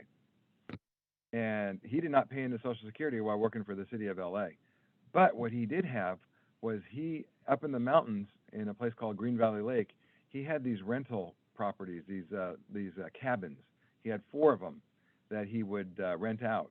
So my uncle made an income outside of his firefighter city of LA income. And so he was paying Social Security taxes all the years that he was a firefighter, which was over 30 years. So they go back and they look at my uncle's record, and his record each year was greater. In other words, his earnings from his cabins were greater than what these numbers are on the chart, which are called substantial earnings. So he made more than what was on this chart for more than 30 years. And because he earned more than was on this chart for 30 years, we go over here, and if you have 30 years or more of substantial earnings, you see that this says 90%. It doesn't mean that he's getting 90% of his Social Security income. It means that the formula that they use to calculate his pension from Social Security, I use the word pension because it's just like your pension, the first part of the formula, they apply a percentage against it. And what really happens is, remember that $5,000 a month that I came up with when I was giving my example of my earnings record over my entire career? What they do is that 5,000 is called my what's the word there? Average income, average indexed monthly earnings, AIME. So that's the number that they use for the formula to create my benefit. And what it does is that it says down here in the corner that they take that $5,000 a month, and this is where I'm gonna make your head explode. $5,000 a month, and the first $926 of that 5,000, I get 90% of, like a 90% pension. And then the rest of it, I get 32% of. Well, what they do here, if I have 30 years of substantial earnings, they use that 90% that's used over here. So my first $900 of my 5,000, I get 90% of, and the next $4,100, I get 32% of. But if I have only 20 years of substantial earnings, I only get 40% in that calculation. So I only get 40% of that first $900, and I get the 32% of the next $4,100. But that affects my pension benefit. So 90% of $900 is $810. 40% of $900 is $360. So the big difference between the two of those, 900 minus 810 minus 360 is $450. That's the most you would see your pension benefit go down from Social Security. And I keep using the word pension benefit because I want you to think that it's just like your pension. It's based on your age, your years of service, and your income. Just different formulas. Is that better, Steph? That work? yes. Another question, if you if Social Security determines that you're not or that that you're not if the Windfall Act does not apply to you because you worked and earned substantial earnings or had substantial earnings, how does that affect your survivor benefit? Different act. Back to that act. Yep. One is your record, one is the other's record. This will supersede. Yeah, this will supersede. So it would still apply because it's a separate rule or guidance. Correct. For the survivor anyway. Correct. Okay. And for the spousal benefit too. Yeah. Okay.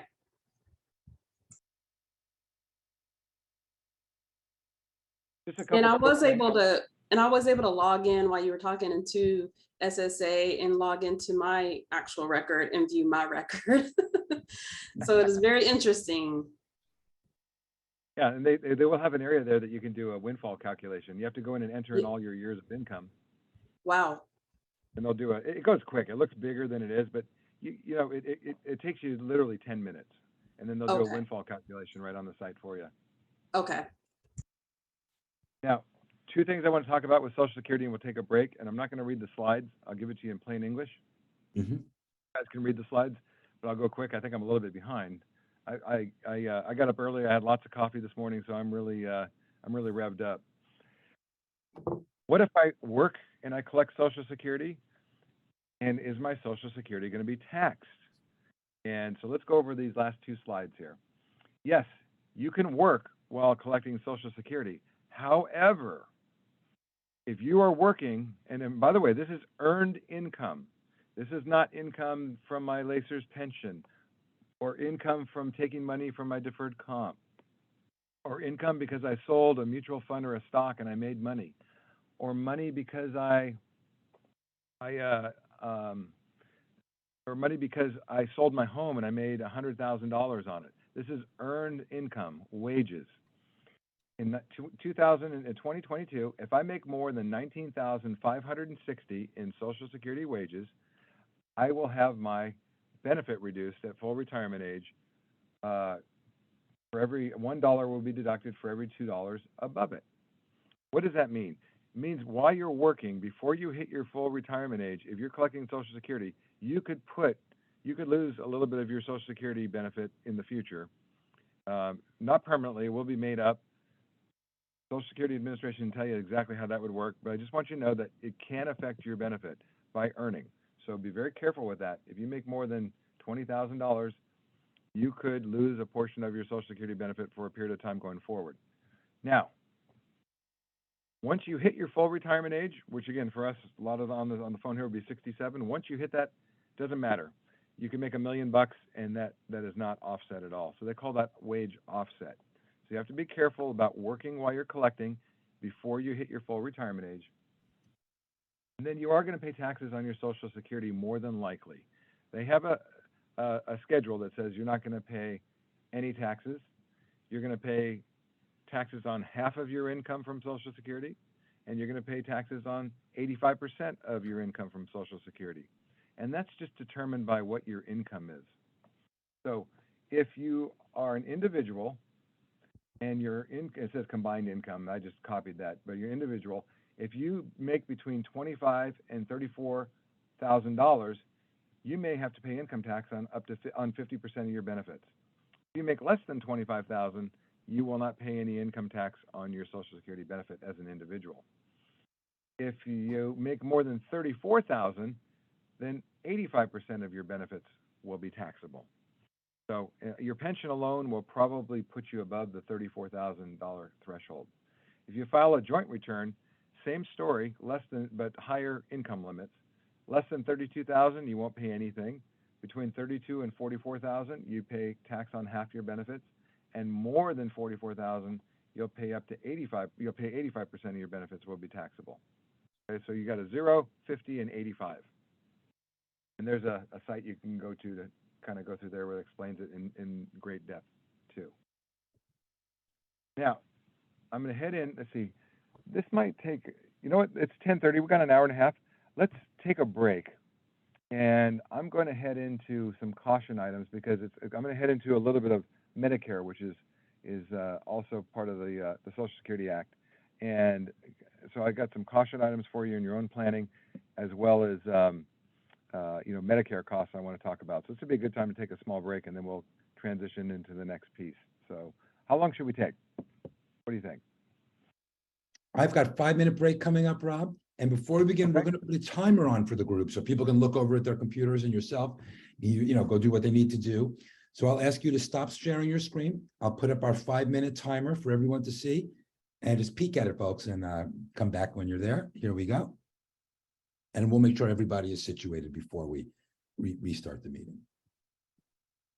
Here we go, folks. And enjoy your break, folks. We'll see you back here in 5 minutes.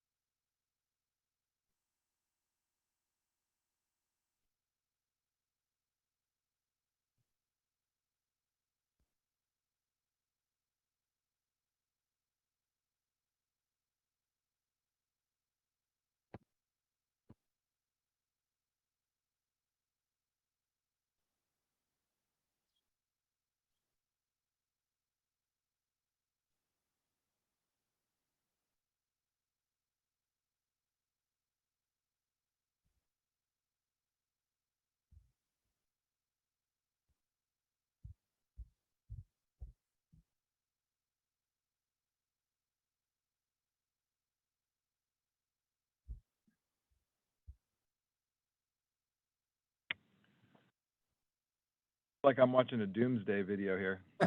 Only good things at the end of the countdown, Rob. Think of it more like New Year's.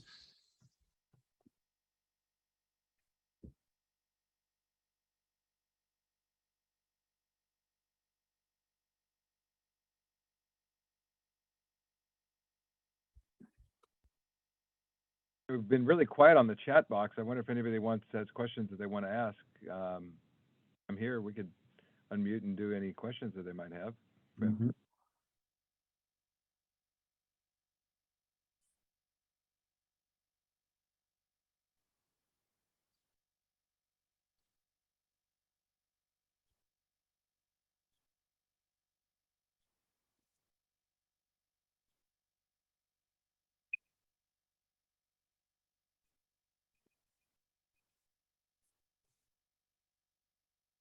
We are back. Right. Any shy people? A lot of shy people. Anybody have a question? You guys want to? I went through a lot of stuff so far. Probably was drinking from a fire hose, probably. We do have a question, Rob, from Capri Maddox. Miss Maddox, feel free to unmute yourself. Thank you so much. I actually just was giving a thumbs up just to let you guys know. Oh, I'm here. okay, okay. good. Yeah, but super grateful. It was a lot, but it's good. And I'm just in depression about the fact I won't get any Social Security. Wait, Thank you. that doesn't mean you're not going to get any. If you have a record, you'll get some. It's just not as much Okay. as you thought. Right, Yeah. right. Thank you so much. Appreciate you. Thank you. All right. I guess we'll get on to the next slide here. Oh, go ahead. Before Somebody you have another get question? going, Before you get going, Rob, I see that Farrellyn is on as well from our retirement services. Good morning, Farrellyn. Good morning. Hope everyone's doing well. We have any retirement questions that may have popped up? Everybody good there? Hi, good morning. This is Johnson speaking. I just had a quick question. I separated from the city for about 2.5 years and I came back. Can I buy that back? Hey, Farrellyn, can you answer that for us? It depends on what type of, why you were off for the 2.5 years. And I mean, since this is a public forum, I don't want to go into any detail about that. But there are ways to make service purchases for certain types of absences. Okay.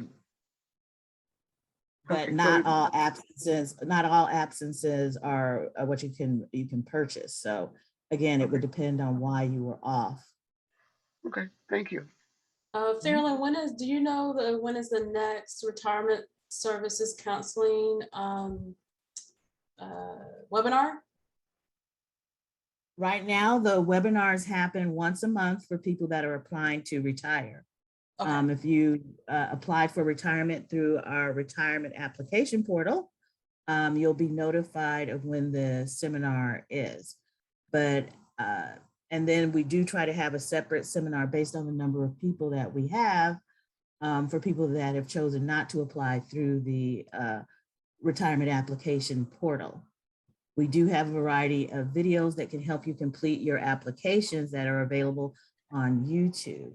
And certainly if you send me your name or contact our, go through the LACER services, we can send that information to you. Thank you so much, Farrellyn. Thank you. All right, I guess we'll keep moving forward here. A little bit of change of gears here because it's going to address Medicare. Now, Rob, feel free to share your screen again, sir. oh, it's not sharing. Okay. Yeah.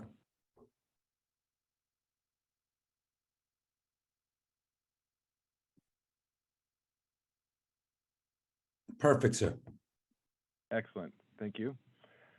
All right. So when I hit 65, I've been paying into Medicare, and Medicare will become my health insurance when I'm in retirement. And Medicare has a couple pieces. Primarily what we talk about is Part A and Part B.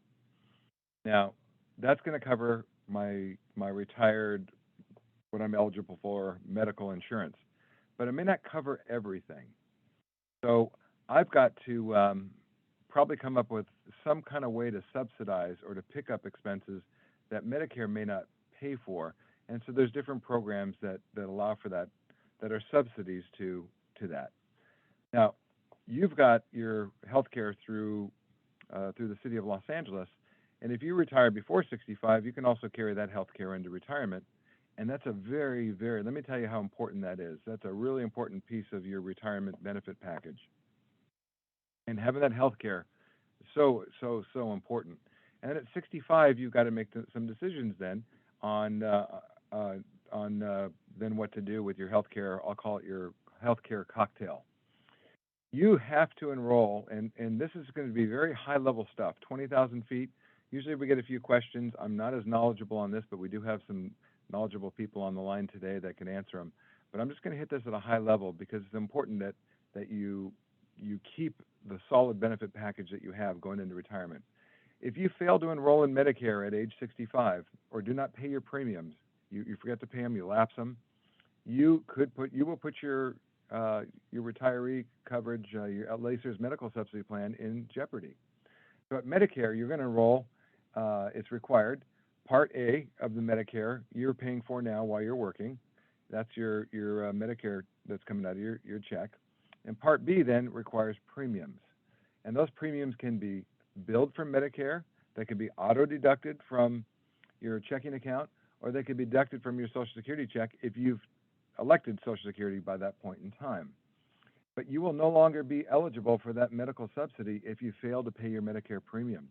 So you would have when you hit 65 and you go into the, and I'll hit it in a couple of slides, different pieces, when you hit 65, age 65, you've got to make the decision on how your medical cocktail would be put together. So you want your A, you want your B, and then your subsidy would kick in for what they don't, what's not paid by the A and the B. So you got to make sure you pay those premiums. If you don't pay them, the LACERS will be notified. They're notified a number of ways through Medicare and Medicaid services, and your LACERS plan will lapse. So late enrollment in Medicare could result in a late enrollment penalty, and LACERS does not reimburse you for that penalty either. So if you didn't enroll at age 65 and you enrolled late, then you will be penalty assessed. LACERS does reimburse you for your Part B premiums, but they don't reimburse you for any penalties. Okay, so these are just some caution items that are tied into Social Security. Other things with Social Security, just very briefly, there's so many pieces to it. They have disability benefits, a spouse or a child getting benefits, divorced spouse, claiming on divorced spouse records, which that's a whole nother ball of wax there.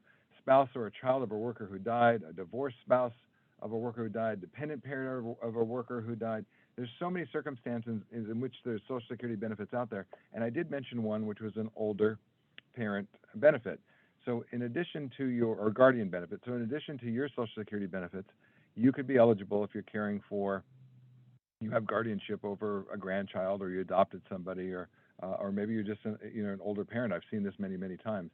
There is a benefit there for Social Security for you in the older parent benefit profile there. So check with the administration on that.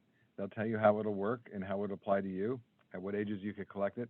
But it is a benefit that we've been able to steer people a number of times over to. In summary, where do we go with the Social Security? I didn't go in much more depth with the LACERS plan. Just those are caution items. You'll be reminded of that a number of times, but you do want to be very careful with not losing your LACERS subsidy in retirement. It is a remarkable piece of healthcare that will pick up expenses that I won't have access to. I wish I could. I wish I would have something back there to back up my Part A and my Part B, so I could have just incredible medical care in my retirement. Getting on to SSA.gov, Stephanie shared that she got on and was looking at stuff. You can calculate your benefit at these trigger ages. You got the Windfall Act, government pension offset that would be explained there too, and they could be demonstrated. You can put them into calculators. Think about using Social Security in your own benefit plans. Could you build your benefit a little bit bigger post-retirement by maybe having some employment? How would it help you? Could you make it through the 30 years of substantial earnings so you could receive a full Social Security benefit? And I see, okay, we do have a pension question that came up. I'll address real quick here. We do have the pension personnel. I don't know the answer to this one, but the question is, if I leave service at 25 years at age 53, so it's an early retirement, how does the penalty work on that? And I don't know if that could be addressed here if we know offhand. Do you know the percent and how the math works? That was a message that just came through. Any of the LACER staff that may be able to address that one? When it's stated about early retirement penalty. Yeah, so I've retired before I'm really qualified. How that works. Yeah, I don't know the answer to that either. I would definitely advise you to either call into LACERS, or I put in a webinar for Tier 1 Planning for Retirement seminar. It's scheduled for July 30th at 9 a.m. I would definitely encourage you to attend that Planning for Retirement webinar. And Stephanie, usually when people retire before they're qualified and fully eligible, there's other benefits that they could lose, such as in many systems, they lose health care. They lose the health care subsidy. Does that happen too? Is that something that you would know? No, I'm sorry. I don't know the answer to that question. It Okay. really boils down to everybody's individual case. I don't think that we'll be able to answer it because there's so many, there's other factors into that.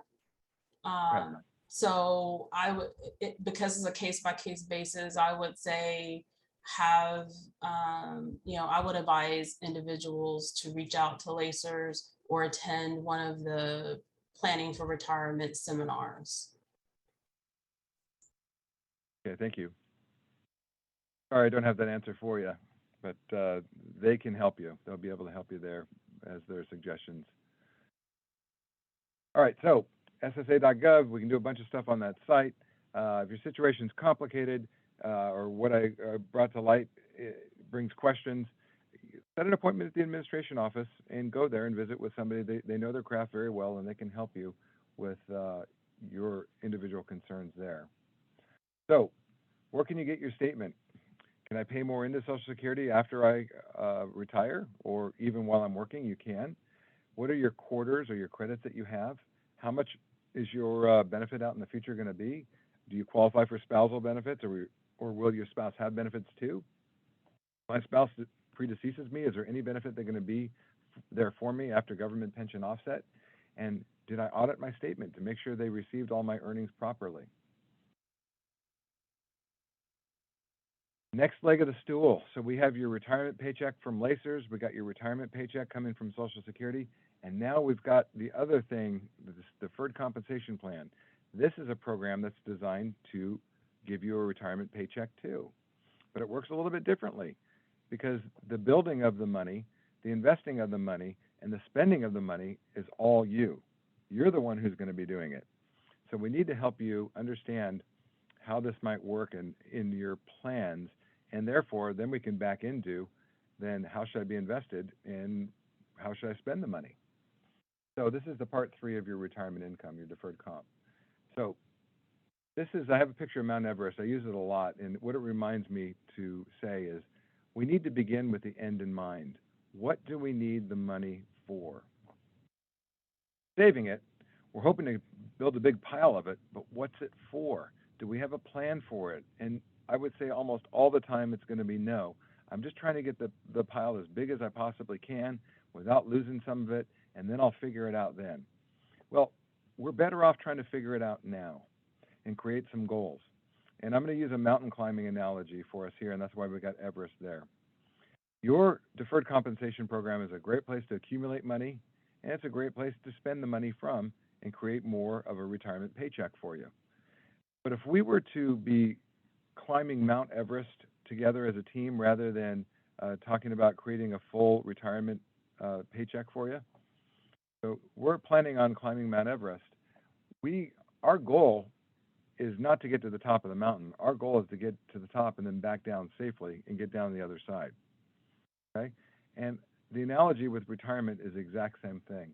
We're climbing up this mountain right now, and we're getting ready to plant our retirement flag here at the top.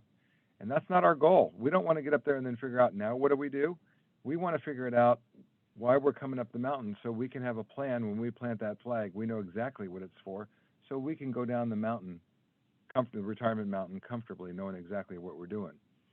If we were just climbing Mount Everest, hoping to get to the top and plant our flag, and we need to pack our bags, we're going to pack our bags only with the tools to get us to the top of the mountain.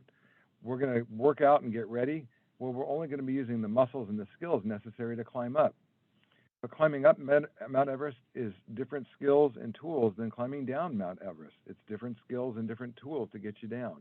And we need to make this one continuous journey with your deferred comp. What do you need it for? If you don't know where you're going, what direction is going to be the right one to take? So just some quick basics on the deferred comp, just to make it clear in case we're not fully aware. I'll move through quickly. It's a retirement savings plan. You put money in the deferred compensation plan. It's to reduce your income. The effect is it does reduce your income, and you can put up to $20,500 a year into the deferred comp. And in the year in which you turn age 50, you can put another $6,500 into it. So you can put $27,000 into this thing in 2022. And then your deferred comp The folks at Voya, they know their stuff pretty well. I know them really well. You have special provisions where you can put away more money into your deferred comp to get you closer to what you may need in retirement income with a special catch-up provision in the year in which you retire, and then they have a special 3-year catch-up. So if you're looking to put a lot more money away towards the end of your career, you've banked a lot of service hours, sick time, leave, etc., you need to talk to the folks at Voya, because you can take those funds and have a lot of them put into your deferred comp rather than paid out to you, and you can use it in the later years.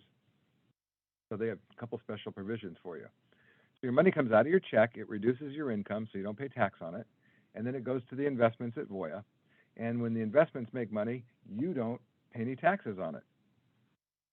Continue to grow. Right now we're seeing them shrink a little bit. I'll get to that. But your deferred compensation plan is a savings plan designed to supplement your retirement income. It's not a good place to leave money to the next generation. It's not. It's going to get taxed. You're going to lose a chunk of it. It's not a place. This is for you. Use this money in your retirement to help build the most comfortable retirement that you possibly can. If there's leftovers, then that's just lucky.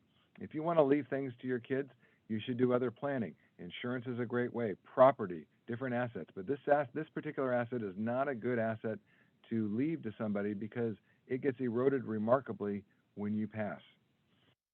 It gets taxed. Now, your investment choices in the deferred comp are limited to the plan, but there are provisions in your deferred comp plan where you can work with financial advisors to help you manage that money too. But if you're not sure where to put it, if you're not sure how to be invested, if you're not sure where to take money from and harvest income from, they have what's called a self-directed portal where you can work with a properly licensed financial advisor to help you manage those assets, manage your income, etc. There's no matching contributions in the plan, and when you take money out of this plan, it will always be taxed. There's no way out of it. You can't move to Costa Rica and it goes away. It will always be taxed. If you take money out early in a lot of retirement plans, then premature withdrawal penalties could be applied on top of taxes. However, you guys have special access to these funds with no penalty. If you retire, and I'll have a little chart on this one, if you retire from the city and separate from service, you can access this money without any penalty, early withdrawal penalty by the federal government. At age 72, you have to start taking money out of this if you haven't already. Those are called required minimum distributions. I'll talk about that, and I have a slide that summarizes it. And you can borrow from your deferred comp, and they have the limits that they have on that, $50,000 maximum. But let me tell you one really, really nice thing about the City of LA's deferred comp plan. City of LA deferred comp plan has a loan provision when you're retired. I know of no other plan that I've worked within or heard that has a retirement loan benefit. That means you can borrow from your deferred comp after you've retired. Most plans, when you have a loan outstanding when you retire, they tax you on the balance. In this particular plan with Voya, they just turn it into a retiree loan, so you don't have to pay all the taxes on what you haven't paid back. So your deferred comp is a really good accumulation plan. It's a really good distribution plan, and it has a loan provision. And you can actually work with the financial advisors. If they want to take your money out, you say, you don't have to. You can work with me inside the self-directed portal, and you can keep your money in the deferred comp plan and keep all these great benefits.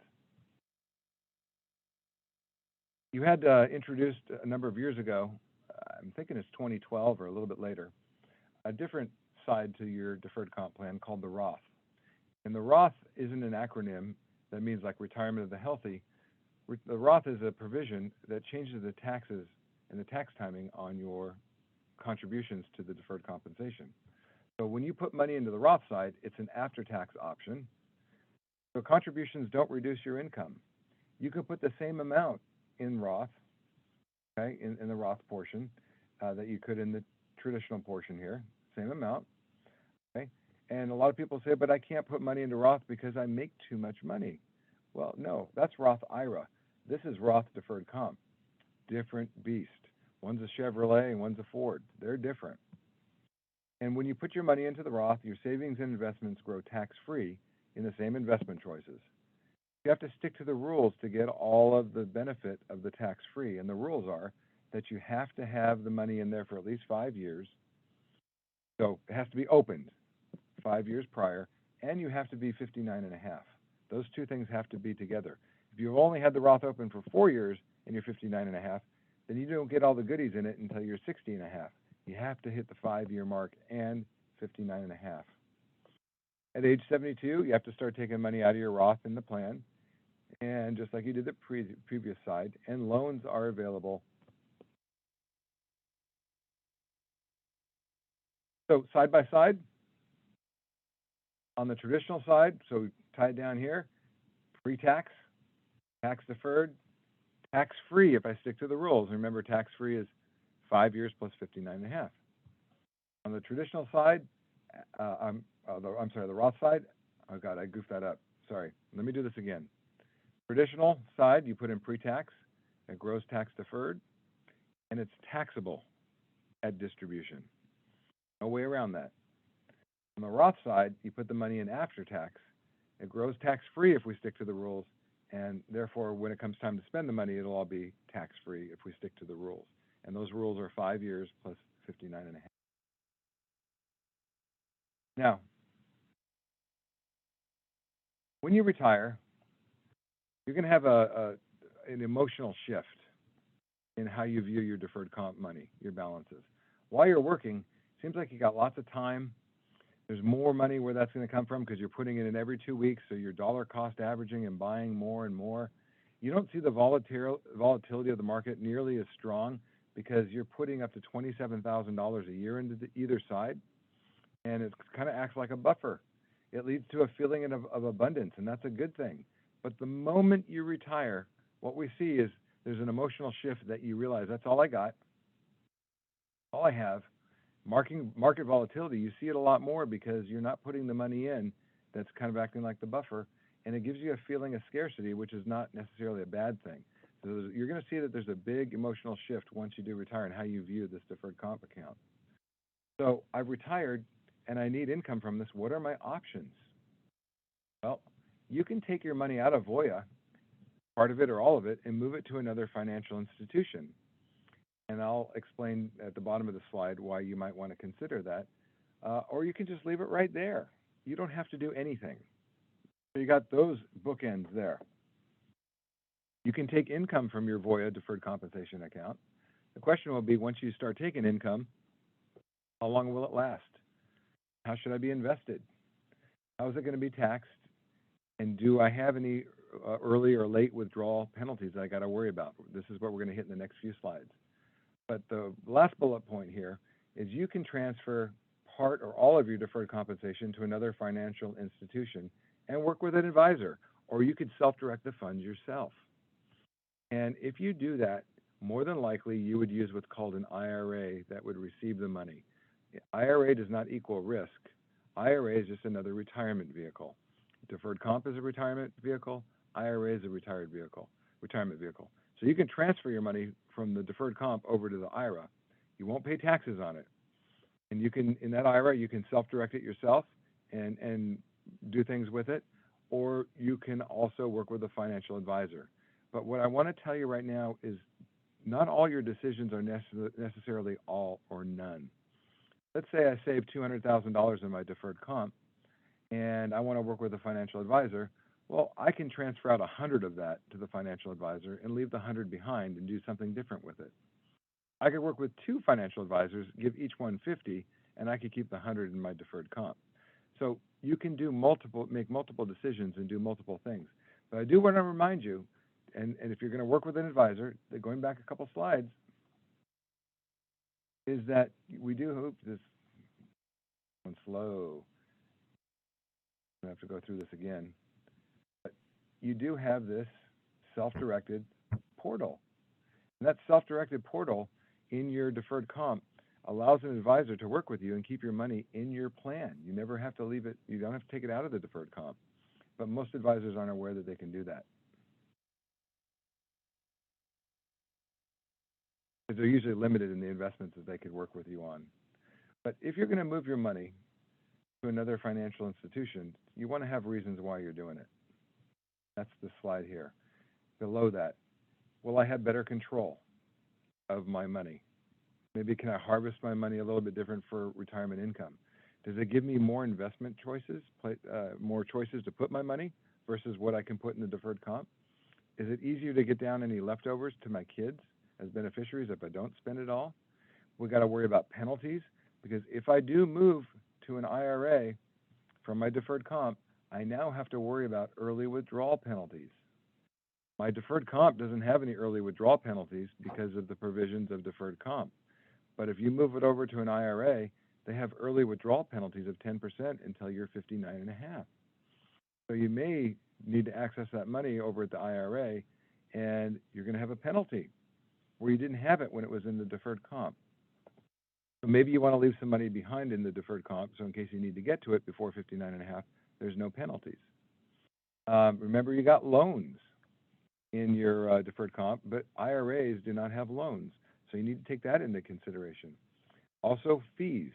Your deferred comp, they manage your money in the deferred comp, the various options that you have, and they're very low expense fees. Low expense means more of the return goes to you. Okay?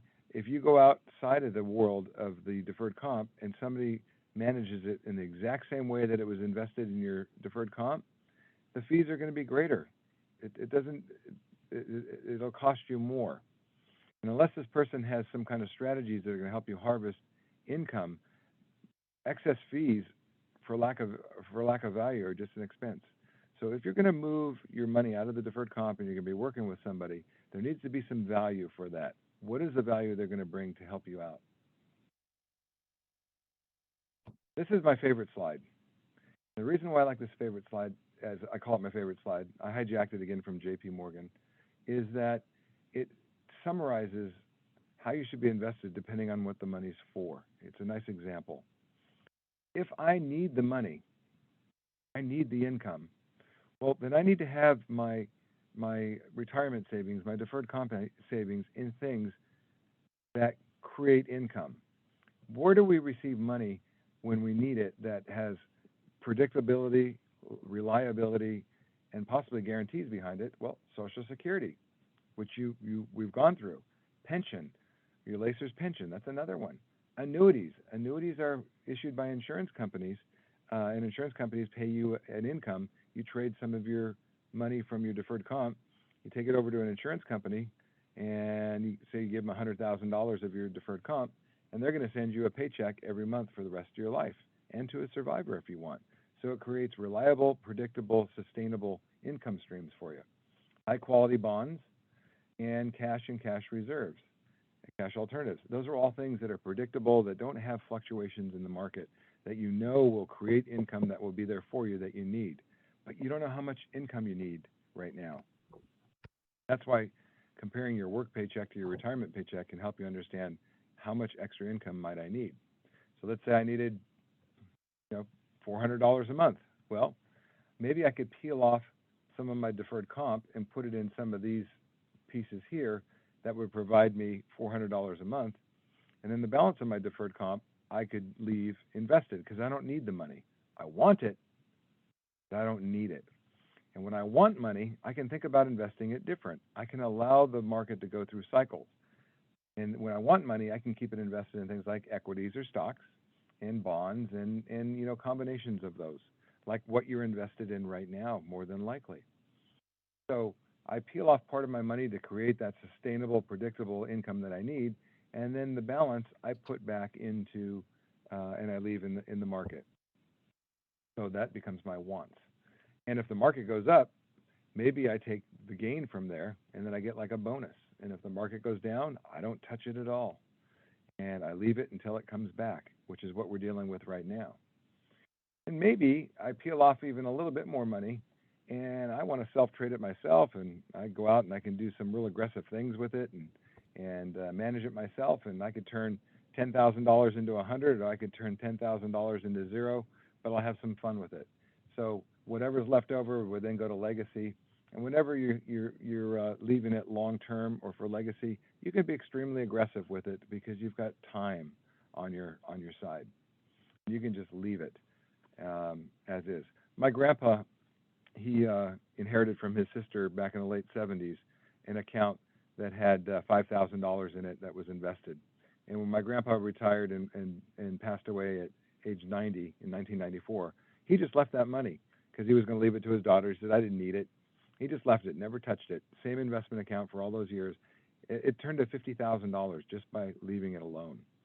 And so long-term money, you get the opportunity really to get the most out of the market returns. You just leave it. So you see that depending on what the money is needed for, you tend to invest it a little bit differently. So it becomes more predictable and sustainable in creating income for you. So what do we do? How can you draw income from your deferred comp? Well, how much is needed? What's it needed for? If I don't need anything, can I defer it until later and stay invested? You can. You don't have to take your money out of the deferred comp. I hear people say, you got to get out of the city. You got to get out of there. It's not safe. No, it's very safe. It's held in trust. It can't be touched by the city creditors. It can't be touched by your creditors. It is bulletproof safe. Okay, well, I'm going to withdraw some money. What is my strategy for withdrawing money? I could just withdraw interest on it like I talked about. If it goes up, I'll take that out. If it goes down, I don't take anything out. Or I could just take out a certain amount every month. Like, for instance, $1,000 a month. $1,000 a month. Let the deferred comp know, Voya know that I need $1,000 a month, and they'll pull the money from it. But the problem is, what if I run out? I need $1,000 a month. Will I run out? Do I have enough in here that I could allocate to a more predictable thing, or do I have to harvest it from here and keep it invested?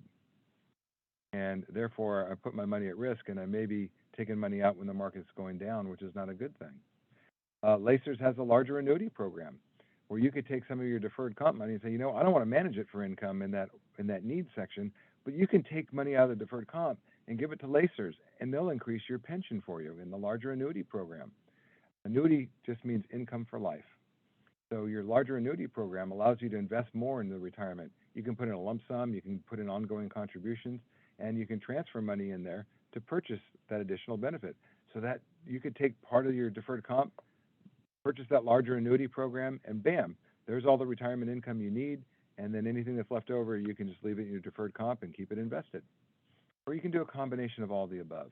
And here is the site down here for the larger annuity program. Again, you'll have access to this, and you can put this in your browser. But most importantly, at the very bottom of this, one thing that I'm going to ask you to do today and make note of is to check your beneficiaries. We get about a dozen phone calls in our office every single year for the same question. Hey, Rob, I heard that you guys work with people in our facility, and one of the workers here, they passed away, and they forgot to change the beneficiary on their deferred comp. So it's going to their brother. Is there any way you can help us get the money to his wife? He never changed it. And the answer is no. Whoever's there is going to get it. So check your beneficiaries on your deferred comp. Very, very important. Taxes we talked about. Penalties we talked about briefly too. So let's summarize the penalty. Taxes will be due, but penalties can be avoided. Where are trigger points for penalties? Well, at any time, you're eligible to access your deferred comp. By the way, 457 is deferred comp, the IRS code, without penalty if you're retired and separated from service. There's an asterisk there, though. Okay. Your situation may have different rules. I can tell you that they usually won't. However, if you transfer your money from your deferred comp to an IRA, this goes away. This top bar goes away. IRA has different rules. IRA has 59.5 rules. At 59.5, you're eligible to withdraw from all pre-tax sources of funds without penalty. Your Roth requires 5 years plus 59, and then your IRA accounts will be penalty-free. Now, you have to start withdrawing from your retirement accounts because the government wants their tax revenue from the cash flow. So it was originally age 70.5, you had to start taking money out of these programs. But now the Secure Act passed a couple years ago, raised that up to age 72.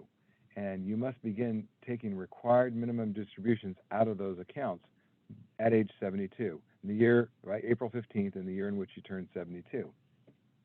So how much do you have to take out? What's the required amount? And the required amount is a percentage of your account and your account is measured at the close of business the year before. So right now, people took required minimum distributions from their retirement accounts based on 12/31/2021 balances. Next year, they're going to take them out as a result of 12/31/2022 balances. And that percentage that they take out goes up a little bit more every year. And to give you just a very rough idea, at 72, it's about 3.5% of the end of the previous year's balance. If you had $100,000, you're going to have to take out $3,500.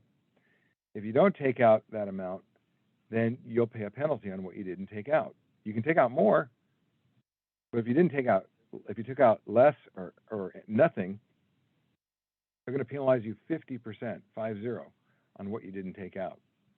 So these retirement companies have all the stops in place to notify you. You can set up required minimum distributions with the advisors there, and it's really hard to miss, but it does happen every now and then. So early withdrawal penalties we want to avoid, late withdrawal penalties we want to avoid. The only time you'll have an early withdrawal penalty from your Voya is if you transferred the money over to an IRA. Now, I got a couple slides here that I want to just talk about the markets itself. And this slide, again, I hijacked from JP Morgan. And what I like about it is it's showing the ups and downs of the market through the course of each year for a 35-year period, a 40-year period of time.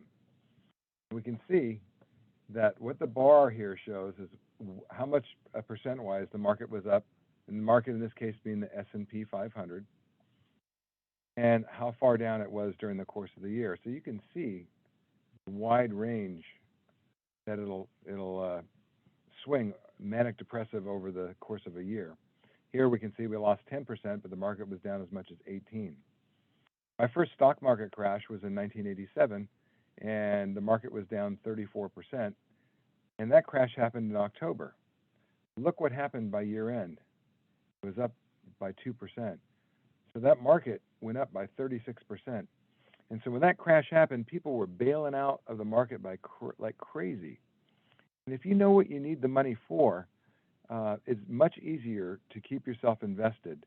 If you know that you have things carved out for what's going to create income for you, and that's settled, and your other money is your want money. I want the money, but I don't need the money. So if you want the money, you can afford to go through these ups and downs until it can come back.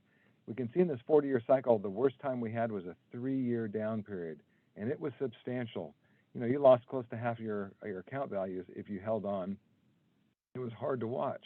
But then it came back like gangbusters. This is 2000, 2001, 2002. And then we had 2008 where we lost half of our balance on this particular index, and we saw our accounts just get destroyed.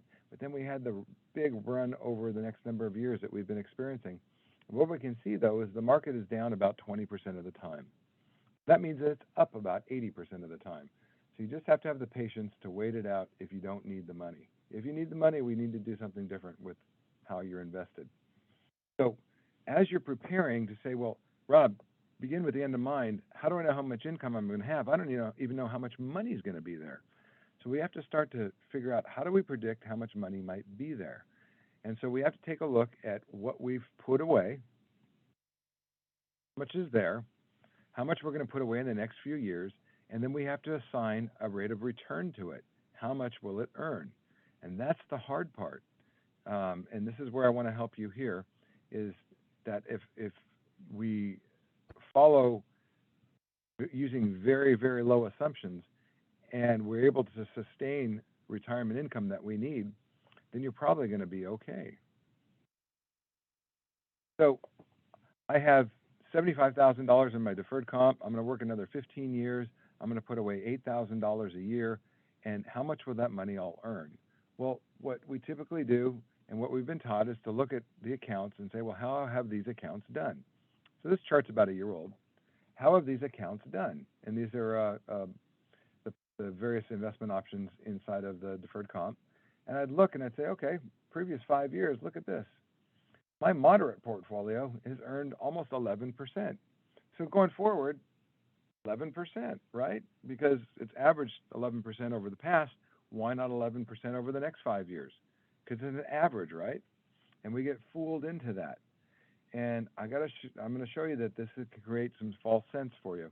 So I'm going to take you through a little exercise of what we call actual return versus average return. So, would you rather have a 5% return average on your money or 10%? You're probably going, hey, Rob, I know they made weed legal in California. You smoking it over there on that side of the computer? Of course, I'd rather have 10%. Well, depends. This is not magic here, and I'm not pulling the wool over your eyes. But when the average return is nothing more than taking what we earned each year, adding them up year by year, and dividing by the number of years. So here's a 5% return. I have $100. It earns 5%. Now it's 105. It earns 5% more. It's 110 and change. It earns 5% more. It's 115 and change. 121 and change. 127 and change. What's my average return? At the end of 5 years, I got 127 bucks. 5% plus 5 plus 5 plus 5. It's 25 divided by 5. I have an average return of 5%. Pretty simple. Now, what I'm going to expose you to is what's called sequencing of returns. When these returns hit your account will determine the money. The math is the average return. The money is what's actually there. So let's look what happens in this example I give you here of 10%, where you say, wow, this should be way better. Well, $100. First year, I double it, and it's now $200. Second year, I lose 80% of it. So now I only have 40 bucks. I go up by 40%. I'm at 56 bucks now. I go down by 20%. I'm at $44. I earn 10%. I'm at $49. At the end of 5 years, I got $49. What's my average return? 100 minus 80 is 20. Plus 40 is 60. Minus 20 is 40. Plus 10 is 50. 50 divided by 5, my average return is 10%. So you see my picture on the front of a magazine saying my investors get average 10%, and you're saying, well, wait a second, you lost half my money. How does that happen?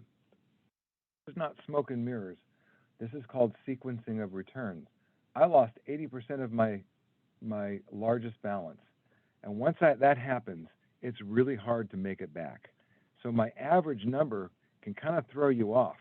And so when you're doing your math out on the calculators or out on the web or in Excel, and you say, I'm going to put, this is a live example, I'm going to put $260 a pay period, which is actually an average contribution to the deferred comp throughout the city, $67.60 into my deferred comp, and I'm going to put it away for 25 years. And I looked up that chart like I showed you a couple pages ago, and I'm going to put it in the Dimensional S&P 500 managed fund, and it's averaged 12.24 over the last 25 years. This is the math that it does. It goes just like this. This is not how the stock market works. This is like getting a CD that earns 12.24 a year, but that's not what we're dealing with. So my magical balance will show up as $1 million. And it gives you a false sense because this is not how the market works. This is how the market works. This is the S&P 500, which averaged 12.24% from 1985 until 2010. Okay? And I picked this out for a reason because it has a large loss on my largest balance to show you what would happen here. If I took, these are the returns for each year of the S&P 500, 85, 86, 87, 88. If I take all these numbers and I add them up, I get 12.24. Add them up and divide by 25. Same as this. This is 12.24 over here. Oops. Same as this. This is 12.24. We can see that. This is a different 12.24. But how does it hit my money? Well, my balance here is $568,000 after 25 years in this sequencing of these returns. Why? Because I lost, in 2008, I lost 37% on my largest balance. I lost $250,000. That's really hard to make back. It takes some time. So sequencing of return. So what am I getting at?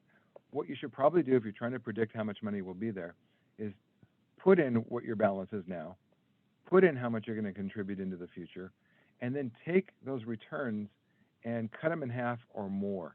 I oftentimes will use 3 and 4% as a return because the straight line math, the calculators all out there will do this. So if I put 3 or 4 in that, that's going to be much more realistic in a comparison trying to predict how much money might be out there. Last thing there is, you know, fees in absence of value can be nothing more than an expense. And if you're going to be working with advisors that are going to be helping you, your fee that you would be paying for them to work with you, or for what might be greater investment fees than what you're paying in your deferred comp, this is just showing what a simple 1% fee would cost. And this is that actual sequencing of the S&P 500, 85 to 2010. And these would be the fees that would be deducted. And you can see your balance is down by about $75,000 over that 25-year period of time. So they are a drag on that. They can affect your balance in the absence of value. So much stuff on this. Is my hardest part because it's very difficult for you to take these pieces and to use them yourself. So let's distill it down to something. Is your income going to be taxable in retirement because you're taking it from the traditional side, or are you using the Roth? Do I need to supplement my Lacer's pension right away when I retire? Or can I, if I have a gap, can I fill it some other way? Can I continue to defer my income from my deferred comp? Well, for how long? Well, how much additional income will you need at that age? If I used only interest, and what I mean by that, if I had $200,000 and I had it in the stable value fund earning 3%, that's $6,000 a year. Would that be enough? If I needed ongoing income, $1,000 a month, how would I harvest that? Can I get to 100% of my take-home pay with the combination of this, maybe working in other things? What's your average rate of return you're going to use, as I showed you in that example, to predict how much money might be in the future? I'm going to suggest using a much lower one, because if it works with a much lower one, then you're in really good shape.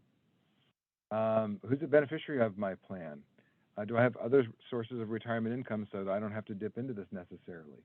Other than income, what do I want to use my 457 for? I hear oftentimes, Rob, I need it for I'm going to cash it all in and buy my house, or I'm going to leave it to the kids. So, you know, what else do you have in mind for it? Is it for something other than income? I think I'm behind here, Stephanie. I think I went a little long-winded today. So I'm going to have to breeze through these next few sections. How are we on time? Are we to end of It's the? 11:30 now, Rob. So Was I to end now? Was I to end Stephanie, now? you're muted, Steph. What was that question again, Rob? It's 11:30. I got a couple sections to go through. Was I to end at 11:30 or was I to go to 12? This actually ends at 12. I would maybe see if you can maybe touch on what sections do you have left? I got taxes, and I got the I've got taxes, and then I've got the life and long-term care and estate. I can breeze through it in 15 minutes at a high level because everybody's probably tired of hearing my voice anyways. It kind of drones on after a while. Okay, sounds good. I can go to a quarter of, I'm good? Okay. Yeah. Okay. All right, folks. Life's guarantee, one of them, taxes, federal and state. All right. I'm going to skip through these just for the sake of time, and you're probably burned out on me anyways. But in our tax system, we're taxed on a stair step. There's no retiree tax bracket. We're taxed on a stair step. And there's different brackets. The most common that we have are single, married, and head of households. And what you see is that part of our income, once our taxable income, gets taxed at, in this example, if I'm a single filer, part of my income gets taxed at 10%, part of my income gets taxed at 12%, and part of my income gets taxed at 22%, and on up this ladder. So you're not taxed at one rate, you're taxed at a progression of rates, okay? So a marginal tax rate is what rung of the ladder you land on. An effective rate is the one that is a blend of the taxes that you paid on all of these stair steps. Because I paid 10, 12, and 22. What's the combination? We got to add them up and divide it by 3 if I paid all the taxes on all 3 stair steps. So an effective rate is what you're actually paying in taxes. A marginal rate is what stair step that you're on. And the only reason why I'm bringing that up is to help you predict, well, if I made $100,000 of taxable income, and I'm married, I'm going to go to this one here, and I pull $50,000 out of my deferred comp, what happens? Well, I'm at $100,000 of taxable income. I add 50. I'm still on this stair step. So I know that I would pay 22% in federal taxes to that particular withdrawal. What if I took $200,000 and closed out my deferred comp? Well, I made 100 and I took out 200. Now I made 300. So I'm going to pay all the tax on this stair step, and I'm going to pay most of the tax on this stair step at 24%. So we're taxed at a progressional rate at the federal level, and there is no getting away from it. You can't move to Costa Rica and get away from it. However, we can get away from taxes at our state level, depending on where we live. And this is not a political statement on this map. I just hijacked it from a site that I'll show you. And what this shows us is that red states don't tax you when you're working, and they don't tax you when you're retired. Yellow states don't tax your income. They tax other things. So we've got a number of states that don't tax you when you're working or when you're retired. And if you move to one of those and you gain residency, you can eliminate state tax, and that's an eroding factor. So that's less tax that you have to pay. But also there's gray states that don't tax retirement incomes. And there's many gray states that won't tax your LACER's pension if you move to them. And so you'll have this link at the end of my presentation, but here it is too. This is a place you can go to, and you'll get the map that looks just like this, and you can click on the states, and they're going to tell you if your deferred comp would be taxed, if your LACER's pension would be taxed, how much might be taxed, how much they remove from taxes. And so anything you can do to eliminate these taxes will help you in increasing your spendable retirement income. So it's kind of fun. They're going to tell you what property taxes are, what sales tax are. They're going to tell you what cigarette taxes are, gas tax, etc., state by state. So this is a great link to play with. So the only real thing I want to get to here is that federal taxes, they don't go away, and you're taxed progressively. But state taxes, we might be able to get rid of them depending on where you're going to live. The last thing I'm going to urge you to do is that if you're going to try to move out of state and take advantage of those other states' privileges for paying taxes, do it with the help of an accounting professional. Let them know you want to gain residency in that state so that you can get the full benefits. Don't play the game of having a P.O. box in Nevada and trying to claim that as your primary residence. It won't work. They'll eventually catch up with you. I'm going to skip through this part, Stephanie, because this is really, we got a lot of people that are leading up. I really hit the piece on it, just the caution items. Just that, remember, we talked about this cocktail of medical vision and medical benefits at retirement, which can include dental and vision. And we have that age 65 that you must enroll into. You got the LACER's health benefits guide that you can get off that link there. And I do urge you to go to the LACER's meetings on explaining how these things work into retirement. And this is really the part I wanted to show. When you hit 65, you're going to have your Medicare Part A is going to be primary, and Part B paying your bill. And whatever's not paid gets picked up by your retiree coverage. So it's a real nice cocktail, these pieces put together. But you got to make sure that you stick to the rules and pay attention to keeping your Medicare, enrolling in your Medicare A and B at 65 and keeping them in force. Otherwise, you lose this very valuable retiree coverage. It also pays for your Medicare Part B premiums. And then we've got again, the health benefits guide down here. Your 80 and your 20 typically is what we see. Talk about the caution items. Life insurance into retirement, you have stuff with the city that you may have purchased. There's stuff that you may have purchased individually. And life insurance is not just to protect the kids. Life insurance does other things for you. I may have just told you to spend your deferred comp today so you can have a better enjoyment in retirement. But you're not going to leave the kids anything. But if you have life insurance, you won't feel guilty. You can say, kids, I'm going to leave you the life insurance. And life insurance is income tax free to them. It's not taxable. So if you wanted to leave 200,000 in your deferred comp to your kids, they're probably going to get about 130 of it. If you leave 200,000 in life insurance, they're going to get 200,000. You can use your life insurance for more survivor benefits in electing your pension, so it helps you affect your decision there. You can use life insurance if you wanted to spend other assets like reverse mortgage on a home or something. If you have tax liabilities, we use life insurance. If you have special needs kids, we use life insurance. If you have kids that you want to even out their inheritance, you can use life insurance for that. There's many, many reasons why you would use life insurance. But what I'm going to urge you to do is that you do own it as a city employee. You need to check into what happens when you retire. You may have purchased it through all your associations, all the different ones that they have. You may have met with somebody, an insurance professional that's worked with you, and you need to ask them, what happens to your coverage when you retire? Do my rates go up? A lot of times on your deductions on your check, you just have a CIBSA, and you're not really sure where that goes. That's one of the biggest ones we see. And other associations too, you have the deductions. What are they for? What are they buying you? And do you need to take them into retirement? Then you may have purchased life insurance through an agent. And if you did purchase it through an agent, you may have either term insurance, whole life, or some variation of universal life. And so you need to ask your agent to let you know they can give you a look at how your insurance is going to look going into the future for the next 10 years, 20 years, 30 years. So it can affect your planning. By having it there, you can do other things with your money. And then also review all your beneficiaries, because I do see many times that people don't change it on their life insurance too, and it goes to the wrong person. Very simple, but easy to overlook. So if you do own it through an agent, get to the agent or get to the company and say, look, I'm looking to retire, and I need to make sure my insurance, what happens to it when I retire, and what happens to it going into the future? Does the price go up?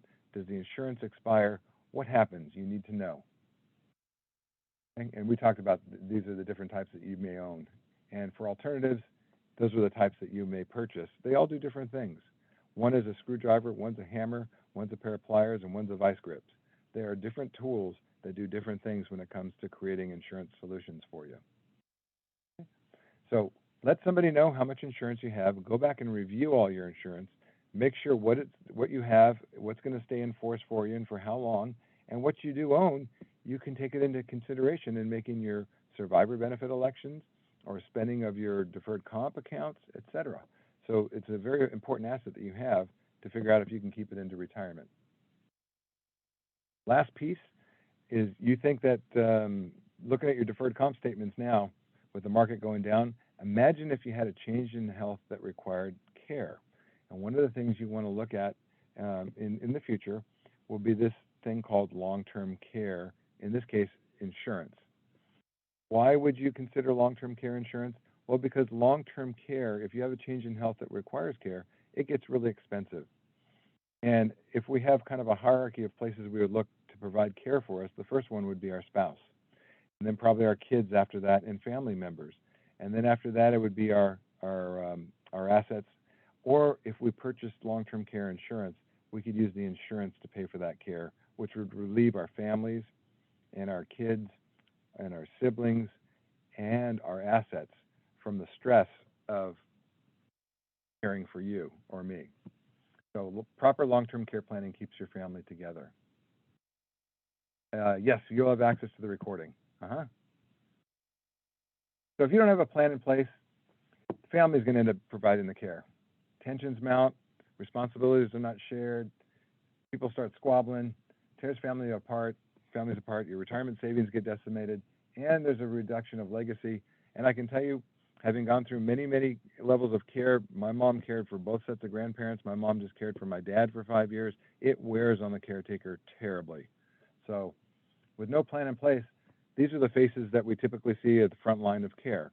It's the male goes down first, and it'll be the spouse or the oldest daughter that usually provides the care statistically to the person that needs it. So if you're going to consider insurance as an alternative, you can get quotes for long-term care insurance. You can do it through an agent. It's available through several of your associations. They have long-term care insurance available, and they will give you a quote on how to protect you and your family in the event of a change of health. Some caution items for a lot of these plans is that their premiums are not guaranteed. They could go up if you never use it. They may never pay a benefit to your family, and there's no cash back if you cancel it. So I'm going to urge you to look at the plans that they have through associations, which you can also use an insurance agent for. And they also have things called asset-based long-term care plans that correct those inefficiencies where the premiums are guaranteed. You do get money back if you don't use it or you cancel it. You can pass it along to the next generation. But they tend to be a lot more expensive than the ones that are not guaranteed, that don't have benefits out at the back end, but they become predictable for you. So both your associations and insurance agent, the insurance agent can help you with traditional coverage that can compete with the associations, or the insurance agents can help you provide the long-term care, asset-based long-term care solutions too. Aid and attendance for military, if any of you are military or you have even your family, aid and attendance is a Veterans Administration benefit, which is a long-term care benefit available through the VA, depending on when you served, where you served, and are you spending through your assets. So I would urge you to contact the VA and find out about aid and attendance if you or your family member might need that care. Now I think I'm back on track now. Last thing, estate planning. Estate planning is not for rich people, it's for everybody. When you conduct an estate plan with preferably an attorney in California, what they're going to do is use a lot of documents that will dictate how things are going to be taken care of when you're no longer here, or how things will be taken care of if you can't speak for yourself anymore and you're still alive, like on life support, for example. And so they go to the shelf and they pull out these various documents, and the documents they pull off are dependent upon how you want your stuff dealt with. There's many, many, many ways that this stuff can be dealt with, but the common things that they will use are wills, revocable living trusts, powers of attorney, pour-over wills, durable healthcare, living wills, advanced directives. These are all things that will dictate, very simply, your holdings and your care when you can no longer speak for yourself. What does this stuff cost? It's not cheap, but what would dictate the cost is simplicity versus complexity. How you own assets and how you would want assets to be owned when you're no longer here. Do my minor children need guardianship? Who would manage the money for my minor children? How would it be managed for them? In my case, I have it set up in such a way that I've spent all these years building my business, and I have life insurance, and I have the value of my business and my value of my client's business with me. And if I pass away, I'm pretty sure my wife would remarry, because she's a sweetheart. Who wouldn't want her? She really is. And but I didn't want her to remarry so I could take care of him and his family. I mean, this is for her and for my kids. So I have it set up in such a way that everything would go to her, and what she didn't use would go on to my kids, and my kids would be protected from their spouses in the future too, so that if their marriage didn't work out. What if you have a spendthrift child and you're worried, or a drug addiction that someone has had and they come into a lot of money? It's danger, danger, danger. So lawyers can protect you against all this stuff. So an estate plan is really for everybody on this call.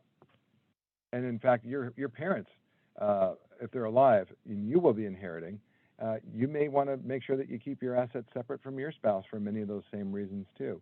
So there's ways to keep them separate rather than commingling the assets, that then they would become available to your current spouse. Putting it all together, where do we go from here? Well, we talked about really the financial planning process. The base of every financial plan is the pyramid is your proper levels of insurance. You got your health insurance, you got your life insurance. Make sure that you keep an eye and you know the rules about the caution items about your health insurance going into retirement, your life insurance, why you may need it, and now maybe you want to keep it so that you can do other things with your assets. You want to make sure that your auto and your homeowners, you have proper liability protection so that people can't come after you and erode your assets due to a slip and fall or a car accident, etc. We talked about eroding factors. We talked about minimizing debt, how we elect our survivor benefits. We talked about Social Security and taking it early versus taking it late. We talked about investing in poor markets and withdrawing money from bad markets. A lot of places where we talked about where there's eroding factors, taxes, things that we can avoid, that little small amounts go right back into your paycheck and make a big difference in your retirement income and your standard of living in retirement. We talked about minimizing debt so that you can increase your standard of living, put that money towards you and not making the financial institutions rich. We talked about your deferral plans, your deferred comp, or if you elect to use an IRA, putting your money away and having a spending strategy. What do I need the money for? Starting there. We talked about reviewing all your beneficiaries of your assets to make sure that when you're no longer here, it goes where you want it to go. And then don't be afraid to consult an estate planning attorney, a tax attorney, or a tax professional and a financial advisor to help you out with any of these decisions. You may have one already. And last, attend all these LACERS education sessions. I mentioned this morning when we were waiting to get on. LACERS does so many great things for you guys. They give you access to so much information to help you out. Please take advantage of them and attend these sessions 3, 4, 5 times, and you'll hear and get something out of each session that you will attend, I guarantee, even if it's the same material. So I went really fast. I'm sorry about that because I got long-winded. These links, a lot of things that I talked about, we got the links for that retirement living, LACERS pieces to go to, the YouTubes that they have that you could watch. Thanks for getting up on a Saturday morning and sharing the morning with us. Questions. It looks like we had one question, and I did the question from her that you can buy Yeah. service credits using the deferred comp. Yes, the answer is yes. You can buy service credits using your deferred comp money. Absolutely. And you don't pay tax on it when it goes across. And there's a form. You can go to Voya. Voya has a form that you would fill out to transfer that money over to LACERS. But of course, you'd need to go to LACERS first to figure out what it would cost you to buy those service credits and whether it would be worth it for you. So absolutely, you can do that. Hi, Carolyn. It's better to withdraw from a taxable account first before non-taxable. You know what? I'm gonna give you the wishy-washiest answer of all time. It depends. You know, if let's say you're in a year where you don't have a lot of income, maybe because you're able, or a lot of taxes that you're paying because maybe you had some losses or things that you could claim, or you had some high deductions for something.